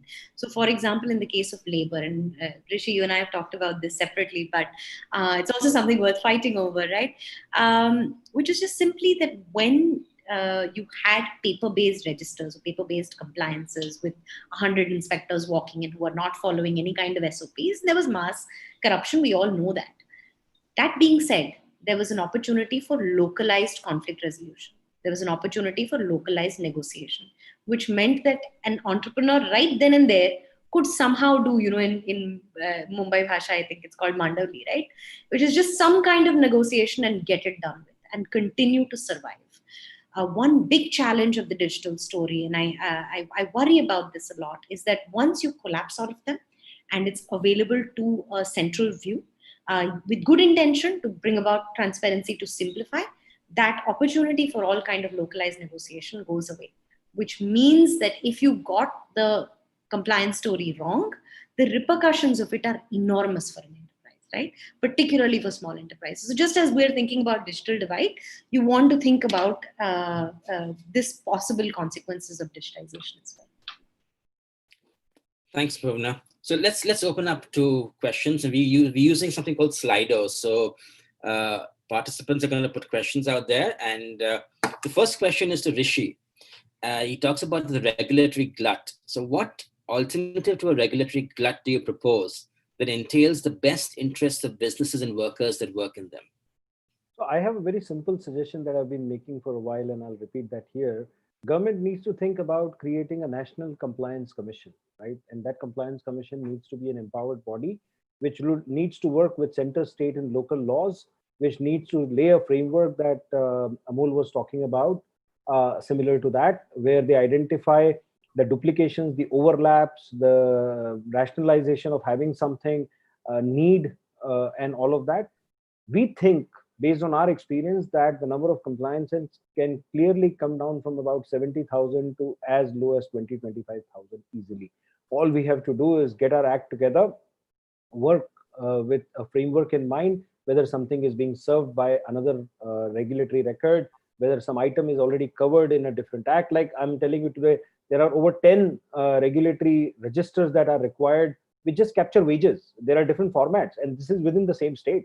There's no need for you to maintain 10 different registers just on wages and under different acts. Hopefully, code on wages cleans that up. Similarly, there are 4 different accident registers. Accident is an accident, right? There has to be only one register of accident, one single source of truth. So coming back, I don't want to dwell too much on it, but a compliance commission at a national level needs to be formed with a very clear intention of identifying irrelevant, duplicate, redundant, overlapping compliances which have lost their relevance now, clean this up with a clear intention of bringing it down by 50%. And that will go a long way in helping enterprises manage their regulatory burden. Thanks, Rishi. Amol, you talked about something called self-reliance or self-regulation, I'm sorry. You talked about self-regulation a little earlier. Could you elaborate on that? How does that work? And does that mean that you would have no government regulation? Okay, so I think self-regulation is something wherein the market forces, including consumers, citizens, and other stakeholders, they keep a check on what is happening. For instance, when you take a Ola or Uber ride, you rate the ride based on different parameters. When you order a food over Zomato or Swiggy, you rate the quality of food, you rate the quality of whether the food delivery person was having a mask or whether he was properly sanitized, etc. So some of these are market-based mechanisms which can incentivize the market players to move into the right direction, and it also reduces the risk of overregulation by a government. For instance, you don't, even if you have a regulation which says that all delivery boys should wear mask at all times, how would you implement that? So the problem of implementation and checking whether compliance is happening is reduced because you have a market-based tech-enabled mechanism to ensure the compliance is happening, and a feedback loop is created between the different stakeholders who can ensure the compliance. So this is something which is a good example of self-regulation, which can be followed across sectors. However, there is a risk also because you cannot look at self-regulation at all in all the areas. For instance, whether these people who are delivering food, they are treated adequately and appropriately by the service providers, whether they have whether they are having appropriate rests, whether they are being treated and paid adequately. That is something I'm not very sure if self-regulation could be an answer to that. So different questions would require different answers, and self-regulation could be one of those which can be looked at depending on the situation. Thank you. So there's another question that's open to everybody. Transition of informal to formal sectors occurs and informal sectors are given relief from the burden of regulatory compliance. How would one deal with vested interests? Bhuvana, do you want to go first? Yes, I don't think I fully understand the question. So it's talking about when you're moving from informal to formal, there could be some kind of vested interest. How does one deal with those vested interests? Or you don't think there'll be any vested interest? Vested interest preventing the formalization process, you mean? Most probably, yes. Sure. That's a tough one, right? I think there are 2 or 3 ways to think about it. One is, I think what Amol pointed out earlier, which is that it's not just about formalizing, but also the incumbents. How do you make, sort of life easier for them as much as you are going to do for new folks coming in potentially. So lowering the costs that you have traditionally imposed on them. I think that's one part of this. The formalization process, here is my way of thinking about it, right? It has to be in the entrepreneur's interest to get formalized. So it has to be more cost effective or more beneficial for them to be formal than for them to be informal. And unfortunately, the premium in India is the other way around at the moment, right? It's easier, it's better, it makes a lot more sense. Yes, you may not get as rich, but you are likely to, sort of make a more consistent, trouble-free living than if you were getting formal, right? So who would want to take up that kind of burden? Now, the second part of the vested interest story is, of course, the setup that likes this kind of Inspector Raj or License Raj, right? So those officials whose hands are strengthened, or there is an enormous vesting of power. How do you clear that out? Well, I don't think there is a smooth, clean, simple, cooperative way of doing that, right? What has to go, has to go. So you've got to think about, and in some ways, you need both an enlightened legislature as well as enlightened top brass to be able to see through that and cut through it. This is hard to do, and sometimes I think you need that kind of crisis moment where someone steps up to the plate and says enough already, nothing doing anymore. So I don't think there is a way of satisfying the latter vested interest. Though, sorry, just one quick thing. If it's okay with you, may I pipe in on something that Amol was talking before this, right, on self-regulation and so on. I think one way to think about it is also this the concept of co-regulation, is to think that there are multiple sectors who are regulating towards sometimes different ends or guided by different incentives, and that's perfectly okay. That the government does not have to regulate the entire spectrum. It can focus on some big picture things. So for example, in the case of food safety, and the compendium actually has a really nice paper that talks about how this new age regulation in food safety and hygiene is coming about, is that it's not, you don't have to do it for the entire spectrum. You focus on things that perhaps the market can't do today. Maybe they can do it tomorrow. And when they can do it tomorrow, you retreat from that space as well. So just thinking about this as a partnership rather than an either or that it is indispensable. Without government, you can't do it, or without the private sector, you can't do it. That's something worth thinking about. Thank you. So coming back to this vested interest question, Rishi, Amol, do you have any inputs? I think the long term, we have to enable enterprises to become formal. And if there are vested interests, there are vested interests. I mean, no change is painless, right? Changes are slow, changes are painful. We have to manage the vested interest, like Inspector Raj, right? License Raj was one of them. In 1991, economic liberalization, we dismantled the License Raj regime. Were there no heartburns?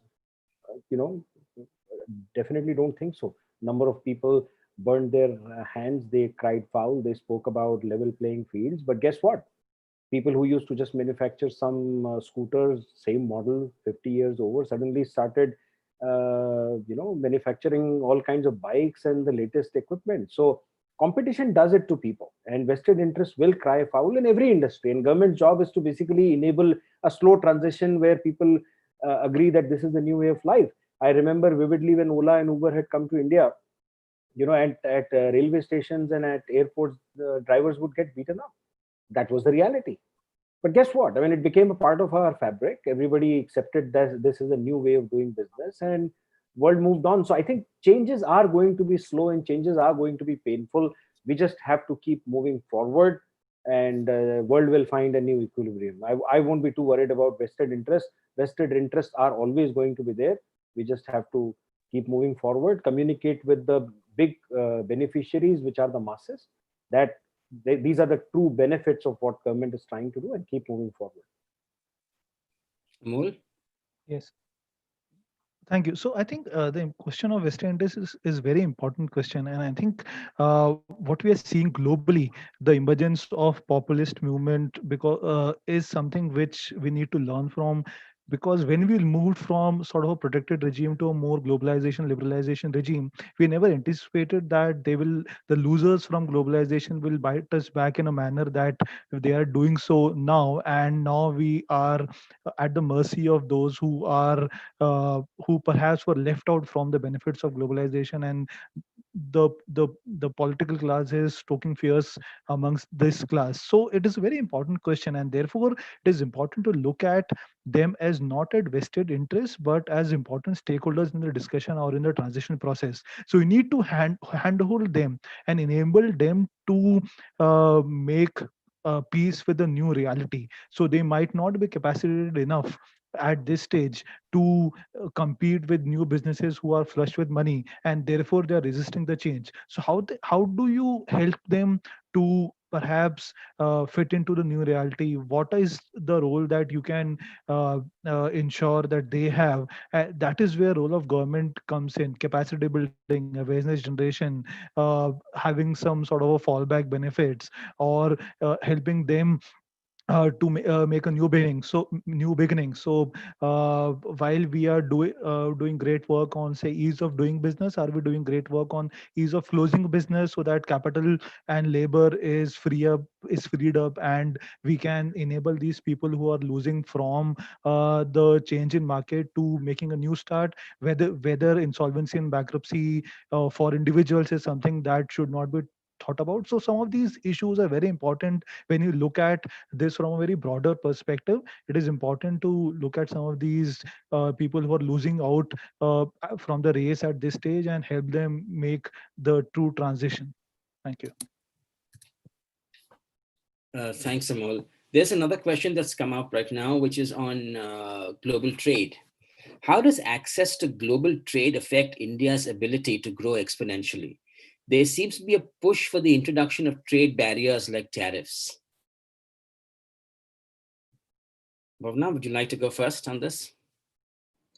Sure. I won't attempt to answer the problems with global trade, but rather just sort of India's approach to trade and what's happening with India. Some of our friends in the US, I think the Taxpayers Alliance, they did a beautiful index last year and the year before that called the Global Trade Barrier Index. And in surprise to nobody, India and China are at the bottom of that trade barrier index, meaning that we're some of the worst offenders of trade liberalization and have been for a very long time. My view is that this does not bode well for us.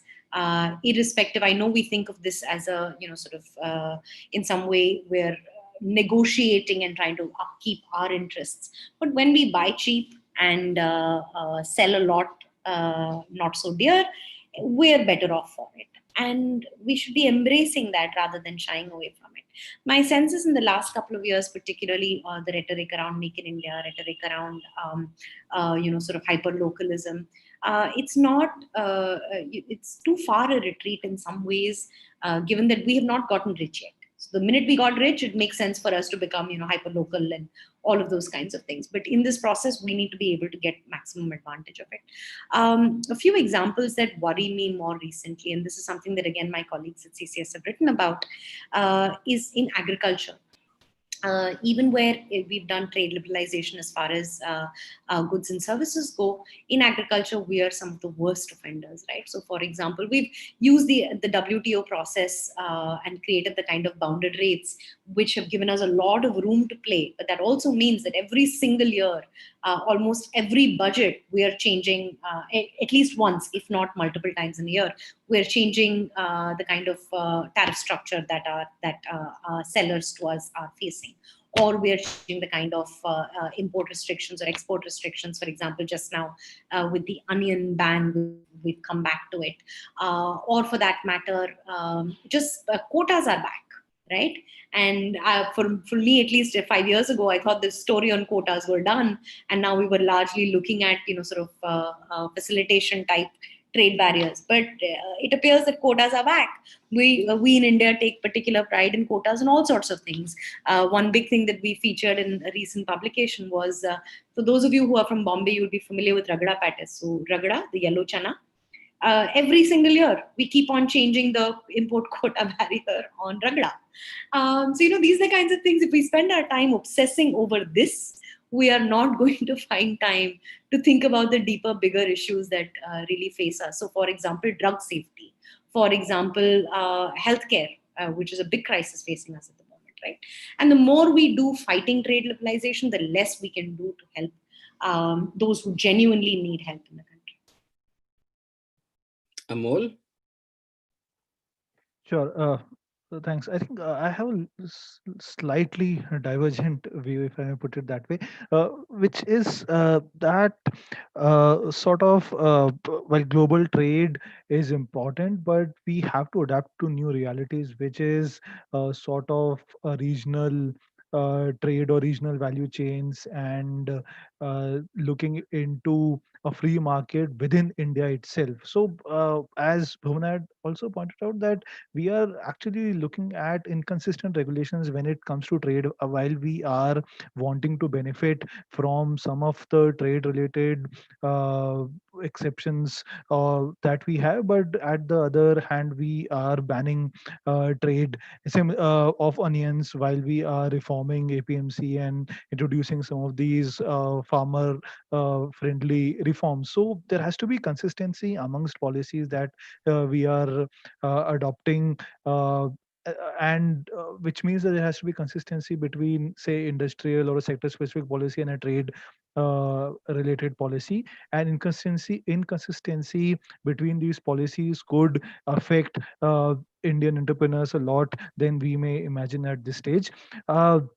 There is also a need to, and I think which has been realized over the last few months, is to need to move away from lot of dependence on specific countries in terms of trade, given there are other considerations, and developing internal capacity. But here also, what is happening is that while we understand that need to build in internal capacity, we are not doing enough to promote research and development and innovation and technology, and therefore we are sort of in a double whammy. While we cannot import good quality stuff from abroad, we are not able to produce or manufacture it here, because there is a lot of policy inconsistency here, as a result of which we are facing a lot of challenges. So I think trade policy will need to be viewed from a comprehensive policy, from a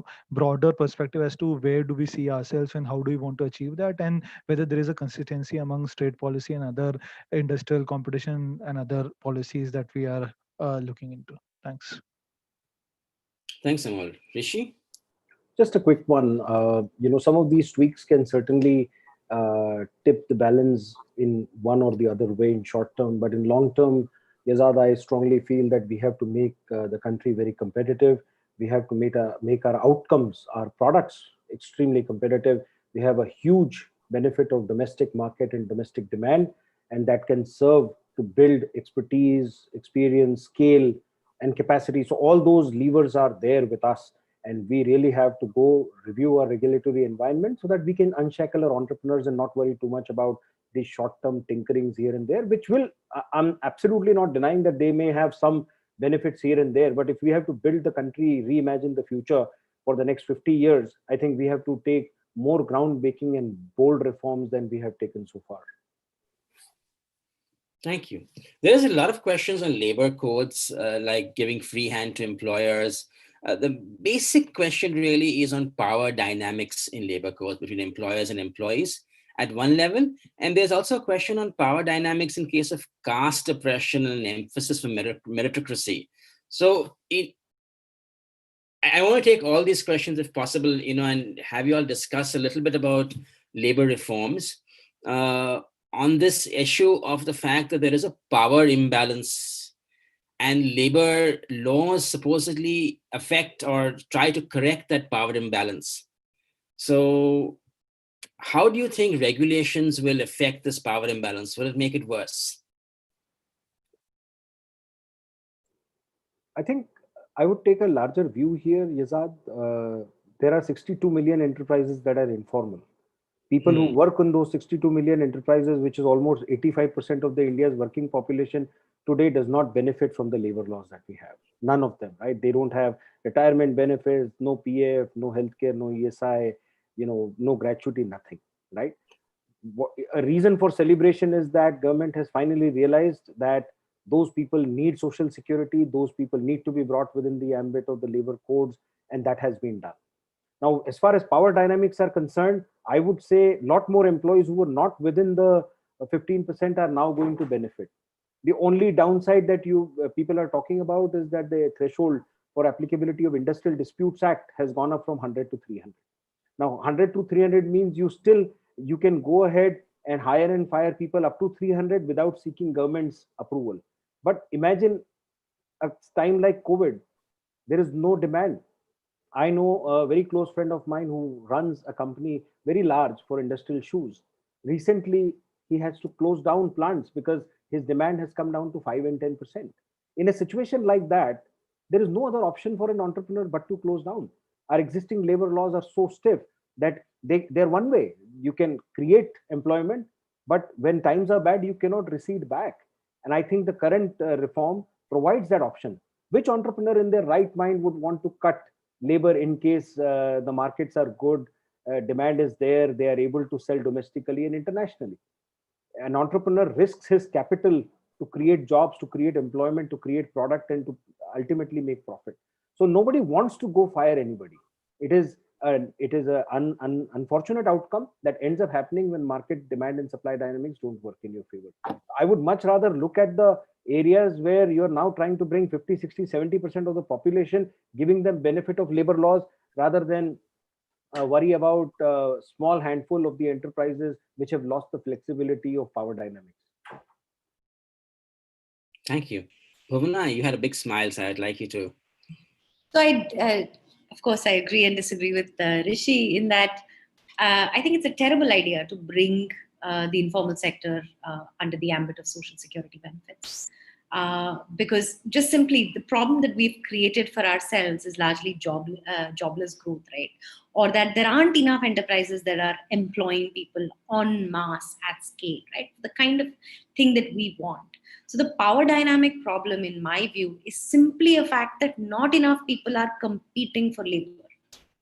And where you have this competition for labor is where you will, I'm not saying eliminate the power imbalance, but at least serve as a second correcting mechanism. What we've done is we've said there is a single mechanism, and that single mechanism comes from the labor laws. And as a result of it, we've simply encouraged folks to not hire as much or not hire at all sizes of enterprises. This question of 100 and 300 as well, right? And it's just funny. This is something that I wasn't aware of before we two of the interns started writing the paper, which is simply that 300 was the original threshold of the Industrial Disputes Act, right? So back in 1982, I think, if I'm not mistaken, or 76, 82, that is when we had set 300 as a threshold. Then we brought it down to 100. And today we're having a conversation. We're 1.3 billion people. Where is our sense of perspective? If every plant, and like Rishi said, in exigency has to go, and it's not just notification at 300, right? It's permission from 300 onwards. So suppose you employ 1,000 people. You've got to wait in line to get permission for 700 people to be made redundant. That's absurd. Who is it serving? And in what forms is it serving? So if you wanted to think about the power imbalance, you want to think about a few specific things. One is occupational health and safety, right? Nobody should be able to play with another person's life, and there have got to be some kind of liability standards and regimes that we set up for it. Now, the question is how. Whether you will say that you cannot run a plant from X to Y, or you cannot use X type of machinery, or you cannot use X type of processing ingredients, or say that should we be able to find you responsible for X, Y, and Z type of negligence towards your workers, well, you will be liable. You'll either go to jail or you will pay stiff penalties, and we're unforgiving about it. And that is acceptable. But where we think about correcting this power balance by saying that every line, every part of that interaction between employer and employee will be written in hard code. My sense is that it is not helping anybody as is, and it only makes it worse, because there are now very few labor and very few employers who are employing them, and now the rest are just simply substituting and saying, it's too much bother, I'm going to get machines to do this kind of simple work, right? Whereas people are our greatest strength. Amol, would you like to? Sure. So I think I kind of agree with Bhuvana when she said that there is a need to look at this from a broader perspective. But I think while completely agreeing about the question about absurdity of this kind of regulation, perhaps we also need to think about implementability of it and how to ensure that uh, the objective is actually met. So if as Bhuvana said, if the objective is to ensure occupational health and safety and ensure that all safeguards are being adopted, then there has to be some sort of agency which needs to be there amongst the labor, which can point out that, hey, this is the violation which the industry is doing, and there has to be some sort of a feedback mechanism. As we talked about a little bit earlier about say market-based incentives or self-regulation, wherein the consumers can rate. So similarly, if there is a possibility of laborers having that power of highlighting the inadequacies of the occupational health and safety mechanisms which the industries adopt, or some other inefficiencies which are there in the process, and then there is a possibility of correcting, and therefore having a sort of level playing field between the labor and the industry, then it is much more possible to achieve the objective, rather than government coming to the picture and approving each and every sort of change or regulating each and every behavior or interaction between labor and industry. Thank you. Thanks, Amol. So we have like 4 minutes left, and there's a very interesting question that came up, which I think is a good one to end on. On a scale of 1 to 10, how optimistic are you about India in the next decade?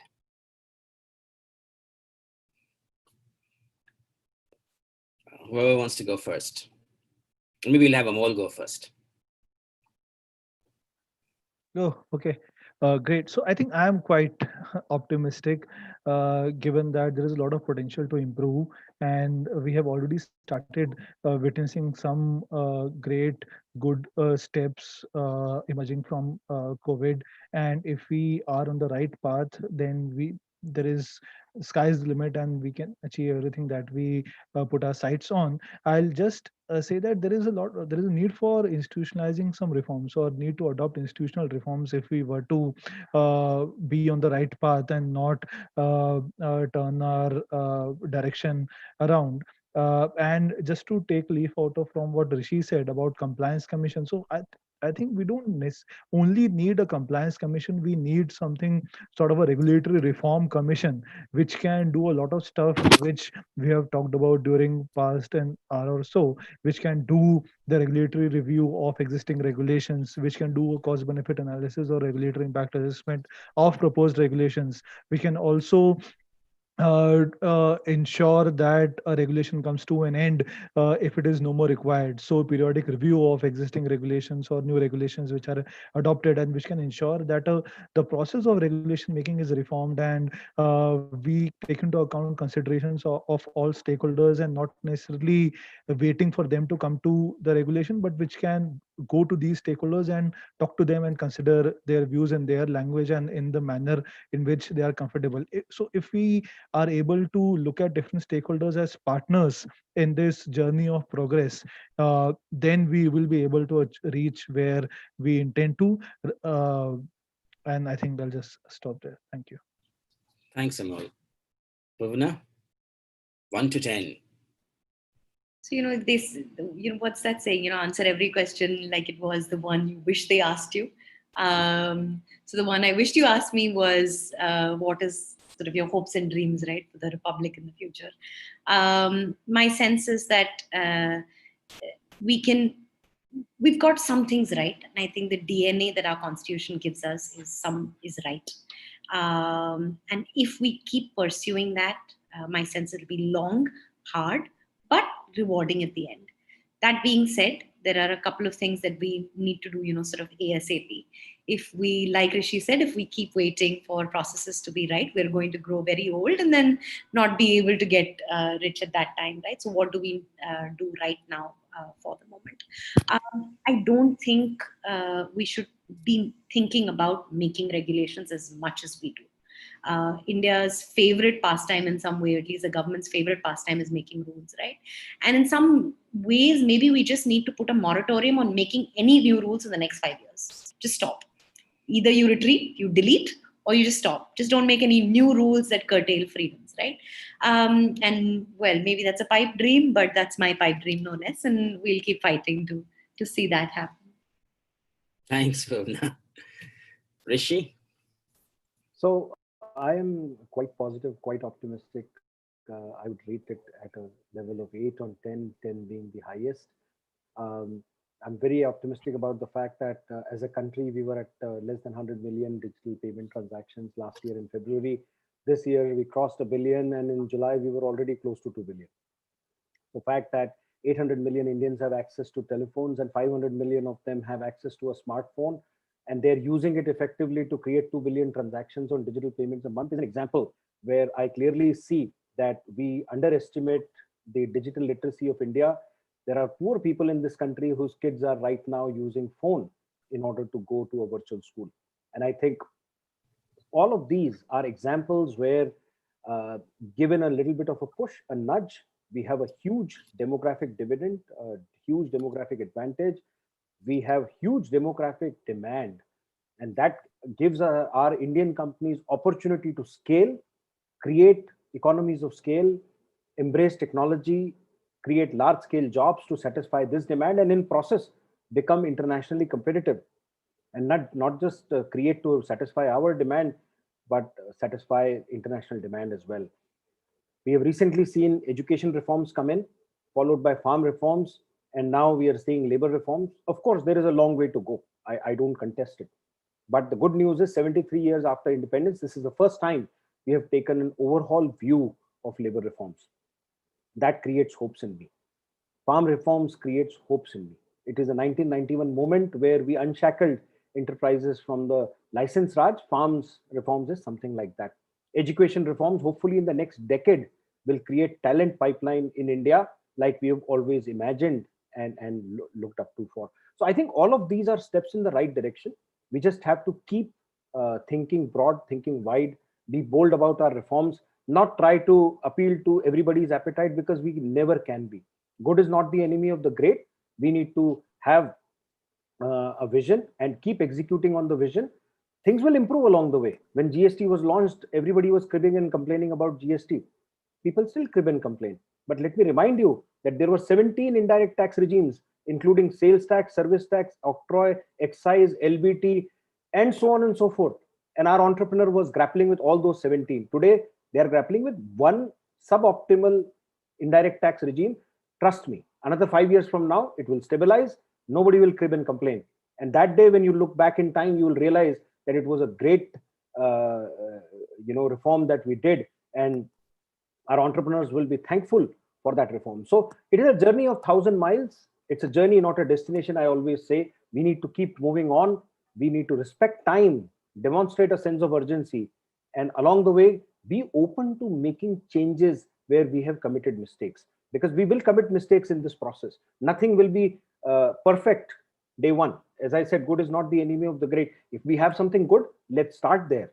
Well begun is half done. And that's what inspires hope in me.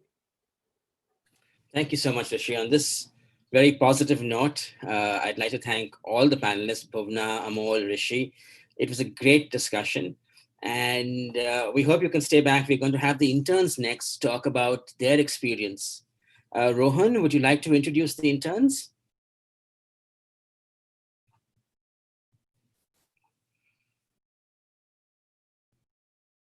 Rohan, can we hear you or see you?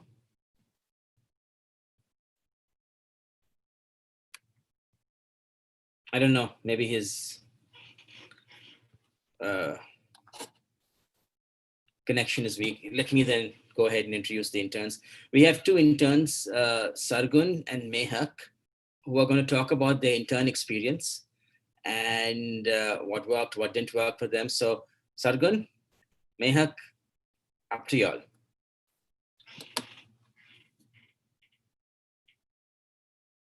Y'all are both on mute, by the way. Thanks, Yazid. The entire process of creating this compendium, it introduced us to the ABCD of researching, like be it from selecting the topic to data visualization, researching about the different facets, and ultimately writing the paper. And I think it was a very intimate process because CCS takes you very meticulously through the entire process. Equipping you with just the right kind of tools and skills to help us run through this internship very smoothly.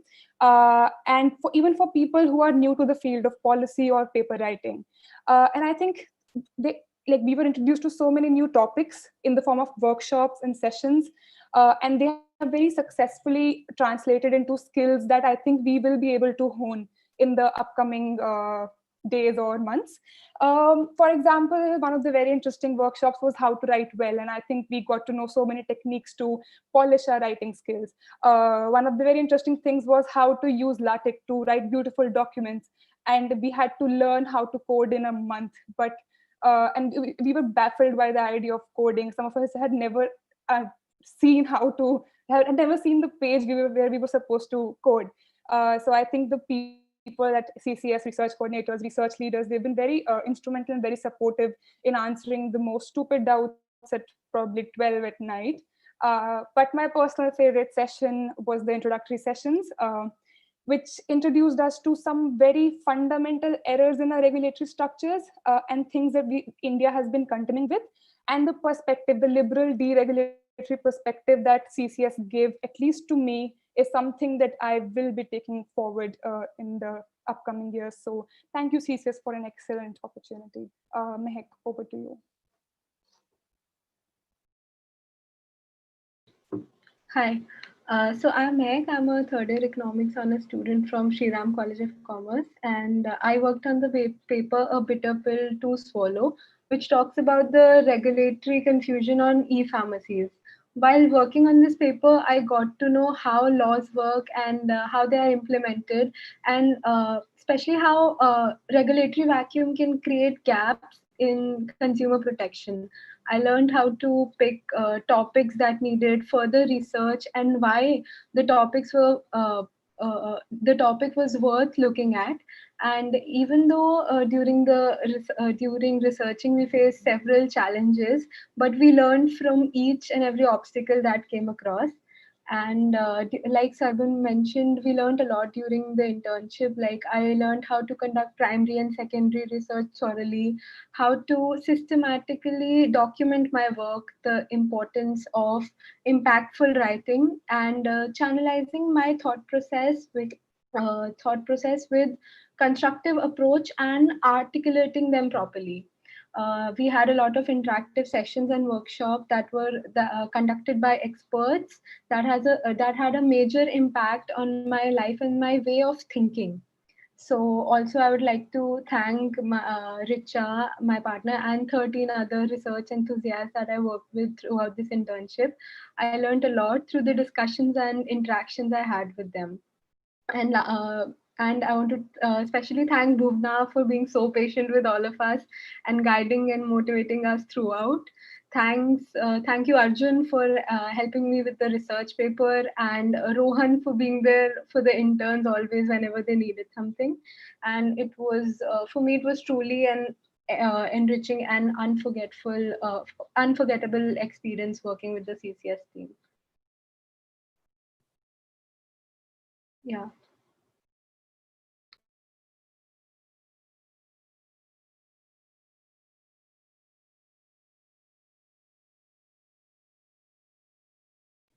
Rohan, Yazar? Uh-oh, have we lost? I think they're having some technical issues right now. Sure. Do you know what we do after this? Yeah, this is closing remarks. Who's giving those? Rohan was, but his laptop's glitched out for a bit, so he's just logging back. Okay, got it.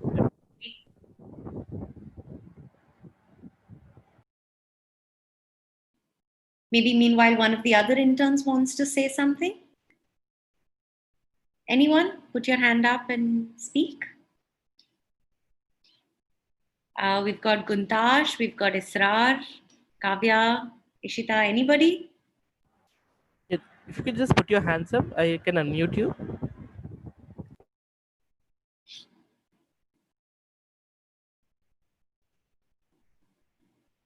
Guntash, go for it. Hi everyone. So, myself Gundash. I'm currently pursuing political science from Lady Shriram College, and I'm in my third year. Talking about my experience, I think I don't have words because, as Sargun very rightly said, the internship was very structured, and the best part was I was able to reciprocate on my previous publications what went wrong, what were the loopholes, and CCS has actually made me improve on those. I think now I'm capable of choosing what I want to study and what exact research I want to do. And it has actually also helped me in my coursework also. So now I'm given research paper at my college and I'm able to tell my professors also, okay, this is the structure, this is how we go. And this happened like 2 days back, and I wanted to talk to someone at CSIS and tell them, okay, this is happening. So I think it's more of a lived experience, I would say, more than an internship. It was a lived experience. And I really want to thank everyone here, every intern, Bhuvana especially, to be there when there were challenges, there were blockades, and especially my colleague Nirikta and Tarini, they were very helpful throughout our journey. And Rohan, of course. So thank you, everyone. Yeah, that's it. Thank you so much, Kuntash. I'm so sorry, my internet connection had an issue and I had to drop off. Thank you so much, guys. Is there anyone who would like to share their experience? I think we've had Sargun and Mehak already. Am I right? Yes, sir? Right. Okay. Okay. All right. Thank you so much, Rishi. Firstly, Bhuvana would like to say something. Yes, Bhuvana, please go ahead. No, that's okay. Yeah, that's okay. Go ahead, Rohan. Right. Firstly, thank you so much, Rishi, Bhuvna, Amol, for taking the time out today, and Yazad for moderating the panel discussion today. It was an absolute pleasure having you with us today for this discussion. It was a very insightful talk. It was very thought-provoking, and I think we all look forward to reading the compendium that is being launched today. We know that there's been a lot of work that's been done at the back end, so it's a very exciting opportunity to be able to put it out like this and be able to talk about the findings that we have finally been able to, showcase over here.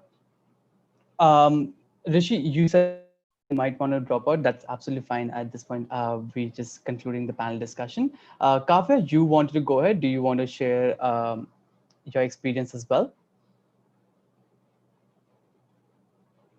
You're on mute. 1 second. Can you hear me now? Yeah. Yeah, no, I just wanted to add to what everyone else has said as well. It was so great to have such a structured internship. And I think in other internships that I've had, at least not a lot is expected of us. We're sort of told to do these random unrelated tasks. But I really like that CCS sort of pushed us to, do actual work on the research, to think critically, to really improve our writing skills. And because so much was expected of us, I think we were also able to grow and learn so much, because the responsibility, I think, it really helped us improve our work. So I just wanted to add that and thank everybody as well for the opportunity. Right. Thank you so much, Kavya. Ishita, do you want to go ahead? That will probably be the last one before we conclude. Yeah. I just wanted to add a little thing that the amount of freedom that CCS gave us in terms of, in the beginning, we had a little problem with the topic and we were wondering how to go about it. And our thoughts were received so positively. So the freedom and guidance equally that we received throughout the journey was really inspiring and helped us get through it really nicely. So that's all. Thank you. Right. Thank you so much, Ishita. All right. I think if that's it, we can conclude. Yazad, Bhuvna, would you like to say anything before I go on with the closing remarks? Been a treat. Yeah. It was great. I haven't read the entire compendium, but the few chapters I've read are fantastic. I'm looking forward to read the rest of it this week. Brilliant.